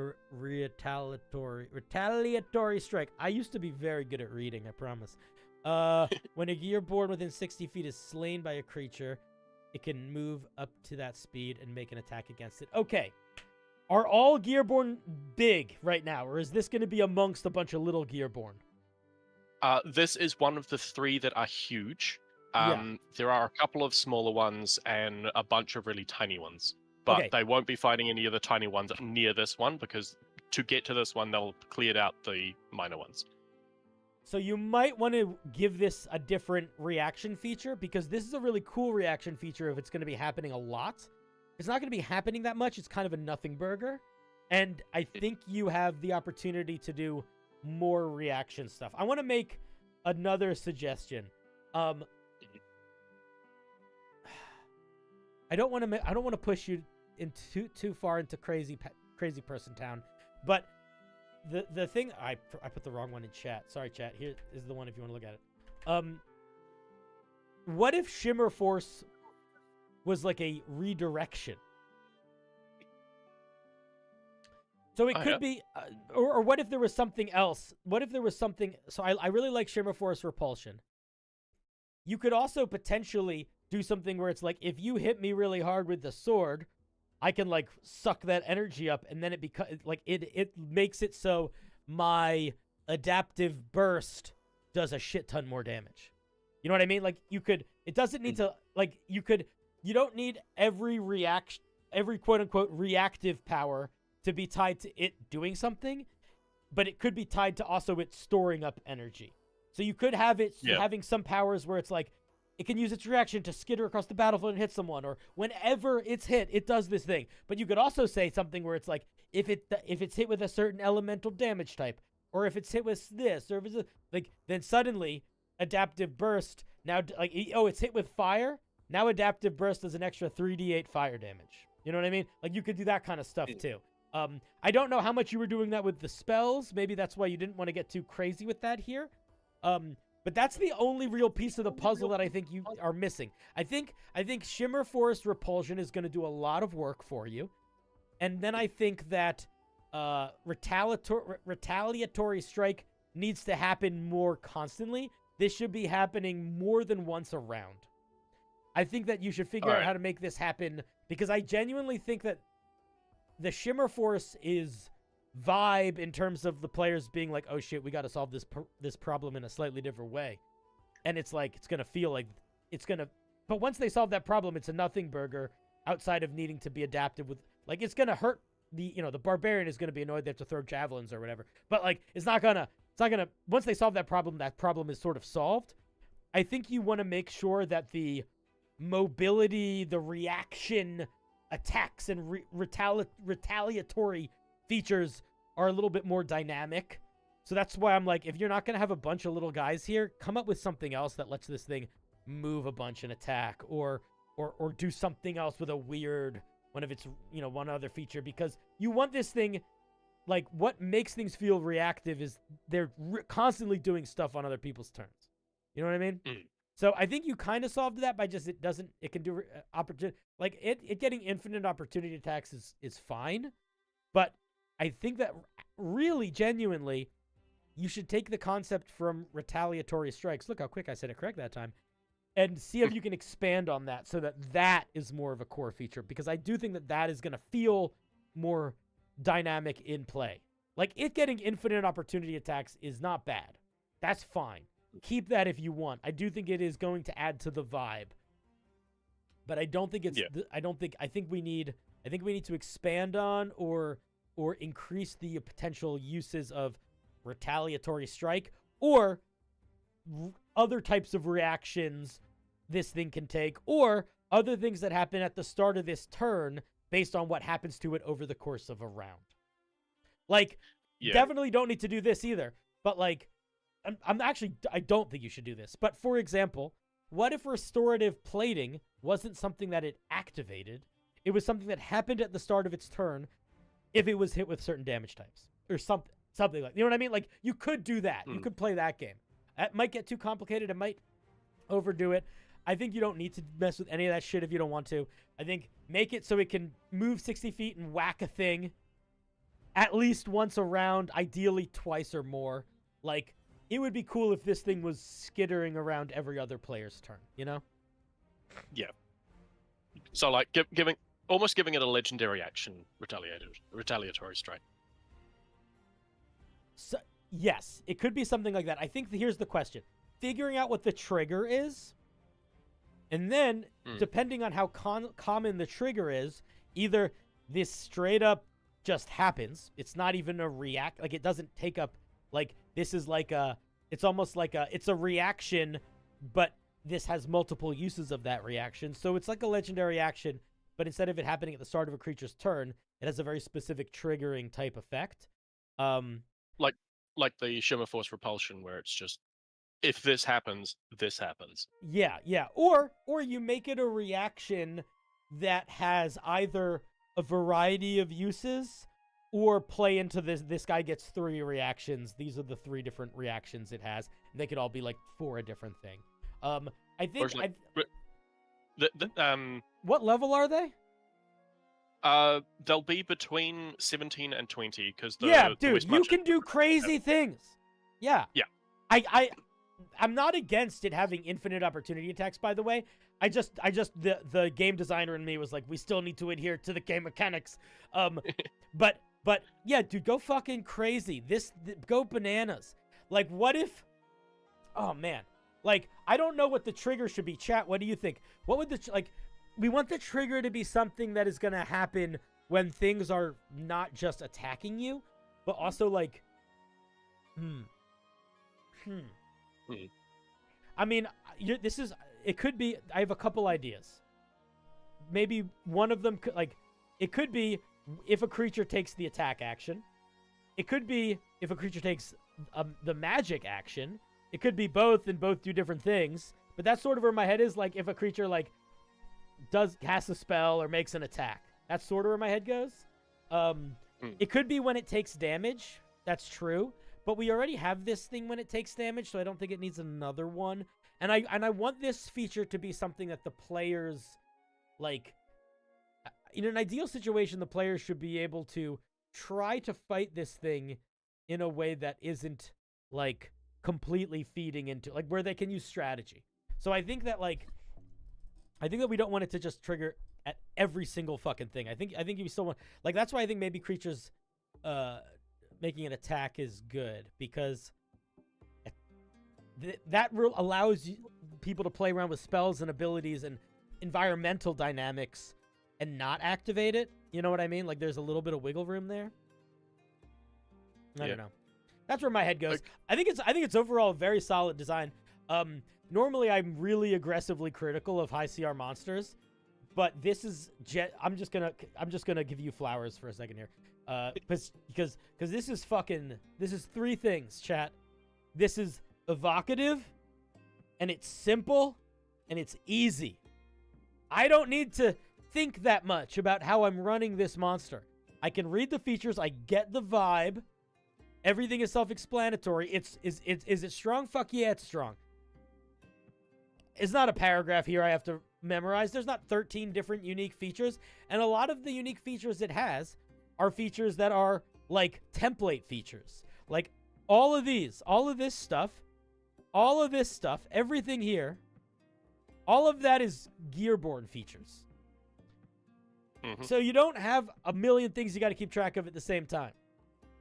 So this is a very nicely put together CR13 monster. Like, I could if I was going to translate this into being a boss, I think I would throw on layer actions and maybe something legendary action-y, but I wouldn't really need to add anything else. I think it's got a lot going on, and I would just want a slightly more narrative mechanic to throw in there to make it feel like a boss, which usually you can do with, like, a layer actions or boss actions. It's fun though. Does that help? Do you feel like that's somewhat in the right direction? You think or yeah, am I that's shooting at nothing? Definitely giving me building blocks to work from. The main inspiration behind this was the Shimmer Force repulsion, kind of mimicking the Black Panther's armor. Whereas, like, the more he gets hit, and then he releases this massive wave of force that does a bunch of damage. So, dude, tie that into the melee attack. So the burst, that's also because he doesn't just do it right back immediately. He charges up his fucking. Like for every time that he gets hit, deals an additional 1d or adds an additional 1d10 to his next attack or something. Yeah, it could be something, or it could. I mean, you're going to be running this, so you can decide how complicated it's going to be. This is not something you're trying to publish, so you don't have to worry about any of that. You could also make it charge-based. So keep Shimmer Force repulsion basically the same, but each time, each individual instance of it taking damage gives it essentially a charge, and its charges can be used to empower it, right? So maybe it can use charges to up its movement speed. Maybe it can use charges as like mini smites. So, give it 1 to 3 things it can use its charges for, and then it loses any charges it didn't use at the end of its turn. So it's really just a 1-round cycle that you can sort of play with, and that could I think do that a lot. So if you want it to just be, it does an extra D8 damage per instance of damage, that's fine. But you could also, if you want it to be a little bit more complicated or weirder, you could play with that where it's like each charge gives it an extra D8 of damage or D6 of damage. You know what I mean? So you could kind of fucks around with it that way. That is going to be more complicated than it needs to be. But if you enjoy that and you want to play with that dynamic nature, I think that it will work well. I don't think it needs that. And I think that if you were going to be trying to like publish this, you might even need to like move some things around a little bit to like get that information in there in a way that is not over bloating it. But I think it's a core idea that could be really fun if you liked it. Yeah, I'll definitely note it down as like an optional feature, but I'll see how the session runs before I go ahead and actually start using it with the whole Shimmer Force charges. That is a really neat idea I hadn't thought of. Yeah, I like. Listen, I like a good reactive monster, and the thing that I like the most is I just like that you built a creature type that has like really cool. I like shutdown. I like this feature. I like features like this. Anyway, that's very cool. I'm gonna hang up on you unless you have anything else you want to share or ask. Nope. Just glad to be here. Love your shit. All right. Be good. See you around. Click. Let's give Edmund a little round of applause. Thank you for popping in, showing us your brew. We love a little brew. We love a little brew. Tom, so if you're still thinking about how to make a myconid, I think that if you wanted to do something with locate animals and plants, you could. I don't know. Is that a spell that exists in the game right now? I don't know if it is. But I wouldn't. Here's what I would say. Instead of worrying about all of that stuff, don't try to give it spells.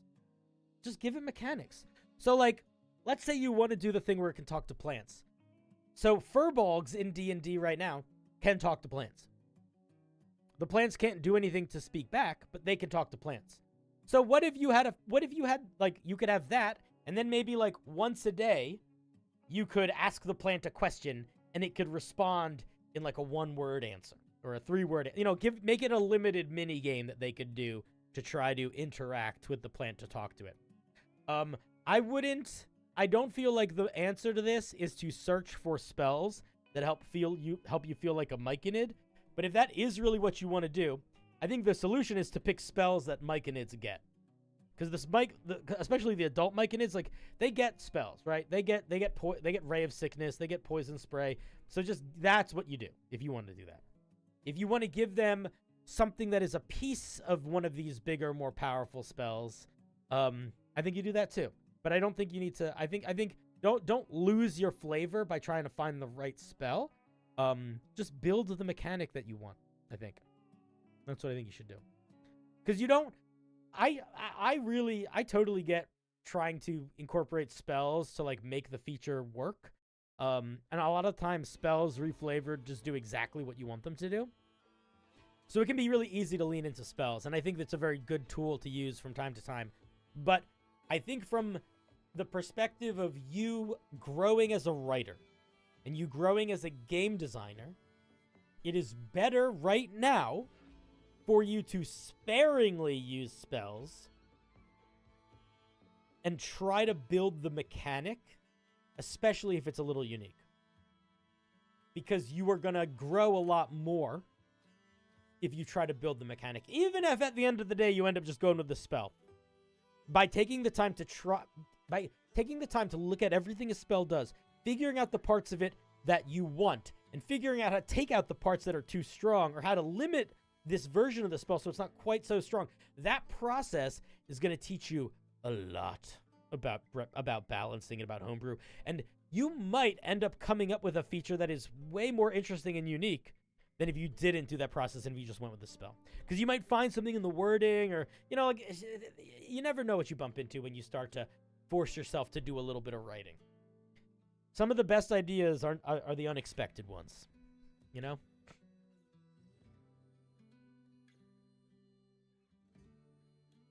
I hope you know. Try not to make just a druid. Yeah, exactly. Yeah, that's true. You don't want it to just be a druid. That's a good point. All right, we are doing D&D call-in homebrew helper. Who's messaging me? Hi, streaming.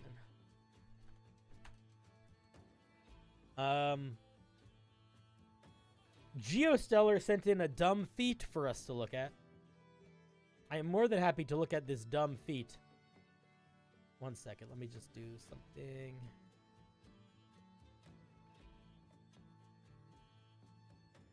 We'll look at that dumb feat for sure. But if alright, I think that is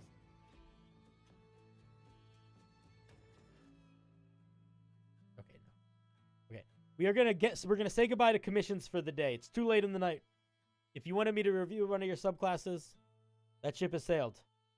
It is no longer available. Okay. We can definitely look at your feet, though. And if anybody wants to... Adam, hello. And if anyone wants to call in, you can.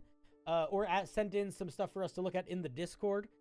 It is in the... All the links to everything are in the announcement channel. But we have a question from... We have a question from Gio. Gio, do you just want to know if this is dumb? Is that literally all you want to know? I mean, I can tell you. You said you built this quick, so I won't feel bad telling you if it's dumb. I'm not gonna like saying it's dumb though. It's gonna hurt me inside. Let's take a look. This is called Vampire Killer. It's a feat. Dude, it's so many feet, it's got legs. Let's see what this is.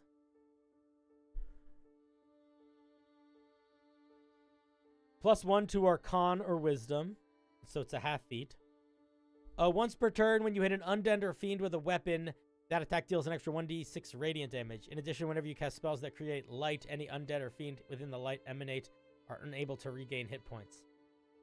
Oh, man, Geo.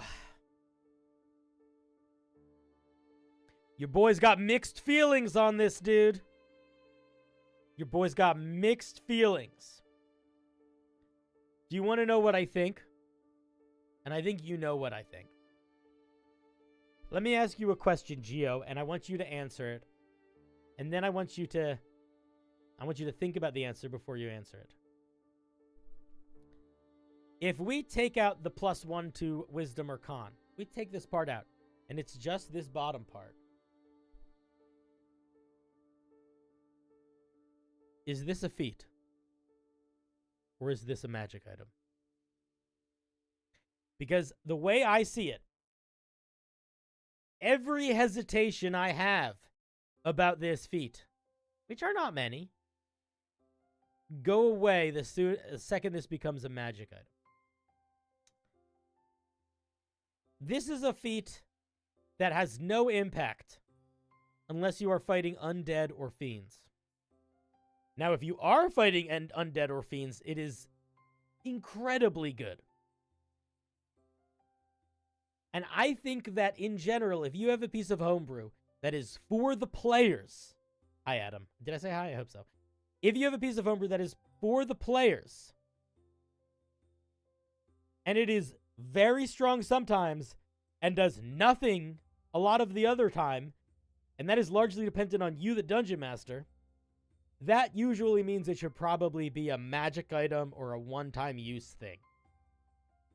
I don't like making core player features, and by that I mean things they can't sort of change quickly. So like a feat, a subclass feature, a class feature, a species feature. I don't like building any of those to be too dependent on Dungeon Master choices. I want to be able to use the things I get without needing the Dungeon Master to hold my hand to use it. And the Dungeon Master needs to hold my hand to use this because they need to decide I'm fighting undead and fiends. Now, there's a lot of undead and fiends, and they're very common enemies in D&D, but you're not fighting them all the time. And your Dungeon Master might want to run a pirate campaign that's all about sea monster people. And then you sort of don't have a feat for like 4 sessions. And 4 sessions, that might be longer than a month. 4 sessions for some people is like 6 months. And then you're going 6 months without using your feat? You know what I mean? So like, magic. This is a magic item. This is a magic item. It's a good magic item, but it's a magic item. Tom says, thanks. I'll try to get the homebrew together to submit by next live. I was also thinking of a subspecies mic in it as well, with some flavor, which is pretty druid, not going to lie. Tom, don't fucking build subspecies. Don't. Everybody does it when they don't have enough of a solid core idea. It is an escape hatch, and it leads to sloppy writing. Don't do it. Just build one solid myconid. It doesn't need to be every single type of myconid. Just build one. You want to do more later, you can do more later. Build one solid one first. You know what? If you want to do subspecies, build one and one subspecies, and then lie to me and tell me that's the thing. And then build the other subspecies later. But make one that works before you need to build 3 that work. Okay? It's like subclasses. You don't want to build a subclass that makes you pick that gets 3 different subclasses. I wanted to make something for someone who's trained specifically to fight unholy stuff without being a paladin. Why does that need to be a feat? I think if you really want that to... Well, Cinder, I can answer even for Geostellar, because they just fucking said it's about training, and feats are like your character progressing. It's literally feats are basically training, you fuck. Listen to them. Okay, so I think the question to ask is, how do you make this useful against... How can you make this so it's effective regardless of whether you're fighting fiends or undead? Well, I think you make it more limited in use, and I think you make it work on anybody. So what if you make it like 3 times a day when you hit a creature with a melee attack, you can expend a charge, you can expend a use of this, and it deals an extra 2d6 radiant damage. Because radiant damage is good against everything, but certainly better against undead and fiends. But here's the problem. It's too strong if it's on all the time, and limiting it by limiting the type of creature you can attack is not the solution. Because then it's just too strong and does nothing, and nothing in between. Or, as I said before, magic item. So it's like what else do undead, what does it mean to be good against fighting fiends and undead? You're probably good at not getting frightened. You probably are resilient to poison and fire shit. That's a lot of undead, a lot of fiends. Like, that's what you want to think about. Like, think about the stuff that you become when you are good at... What are the tools that undead and fiends use? And then make this feat so you are better at fighting those things. That's what I would say. Not quite the novelist. Thank you for the raid. Danke Shane. Thank you. So, Gio, does that sort of answer your question? I think I talked... My best example for this is and I've never actually written this, but I've used it as an example so many times I feel like I've basically written it. The dragon slaying paladin. If you want to build a paladin that is particularly about fighting dragons, you don't give it features that are good against dragons. You give it features that are good against the things dragons can do. Because if you make a paladin subclass where all the special things it does are about tracking dragons, dealing extra damage to dragons, then you don't get to use it unless you're fighting dragons. You know what I mean? You made a fantasy manosphere podcast. Oh, that sounds super weird, dude. And and very fun. So if you want to make up anti-dragon paladin, you make it have an ability that can lock down flying creatures. You give it an ability so it's very good at dealing with elemental damage, or it gives an aura that makes everybody better against AoE damage within it. Do you know what I mean? Stuff that leans into what dragons do. So that it's going to be really good against dragons because they fly and do breath weapons, but it's also going to be good against Jabroni Wizard doing a fireball, and it's going to be good against, you know, the the harpies or whatever that are flying around. Do I make sense to you? I hope so. All right, friendos. I think it might be time to wrap up. I think we might be wrapping. I think we spoke on everything that was asked of us in the chat. I think we spoke to all of our callers. We've been streaming for 3 hours. I think that's a good length. If you're like, hey, this was good, and you want to support me, you can donate some money on Ko-Fi. That's the best way to do it because they take the least. Or you could support me on Patreon, or you could gift some memberships on Twitch, or become a member on Twitch, or do the same thing on YouTube. All of that is super nice. And if you don't want to do that, you definitely don't have to. But we are going to wrap tomorrow. Tomorrow we are going to be looking specifically at your homebrew monsters and magic items. Unless you are commissioning a subclass, in which case we'll look at that. But similar style to today's stream, except we are going to be playing marbles to determine which piece of homebrew we look at. We're going to play it a handful of times, so if you want to have multiple pieces for us to look at, or if you just want to keep racing, you can do that too. We're going to be looking at your monsters and your magic items. If it's finished and you just want a full review, we can do that. If you're not finished and you need help with it, we can do that too. But if that is the case, you need to let me know. You need to be like very clearly in the chat when I'm looking at it, or on the Discord when you post it. Like, this is unfinished, and I am looking for help. Because otherwise I'm going to review it as if it's finished, and you're going to get upset with me when I yell about you about it not about it having some, like, integral parts missing. So let's make sure we're on the same page about how finished it is. But yeah, other than that, I think we'll start to wrap. Ooh-wee. I think that was a pretty good stream. What do you guys think? You know what I think I need to do? I think I need to replace. I think I need to replace the heat paste. The heat. There's like heat tape, heat paste, whatever it's called. I need to replace that in my computer. I think that's why it keeps overheating. Because I checked, my cooler thing is all working. It seems like everything is working fine. I got good airflow in the room, and I think that the I don't remember what it's called. I got to look up how to do it safely. But I think I need to take my computer apart, replace the heat paste, whatever that shit is, and hope it doesn't break. I'm gonna watch a lot of YouTube videos. And I'm not gonna do that right now, but I probably will do that at some point this week. Maybe after Tuesday, so I don't have to worry about my computer working for stream. But yeah, if this is your first time watching, thanks for being here. We're gonna be doing this every Sunday, Monday, and Tuesday, kind of in the foreseeable future. So tell your friends, send us your homebrew, send us your D&D ideas. Come hang out. Also, in my Discord is like a big crazy, thing. But yeah, you guys are absolutely amazing. Thanks so much for being here. You're champions. I appreciate you.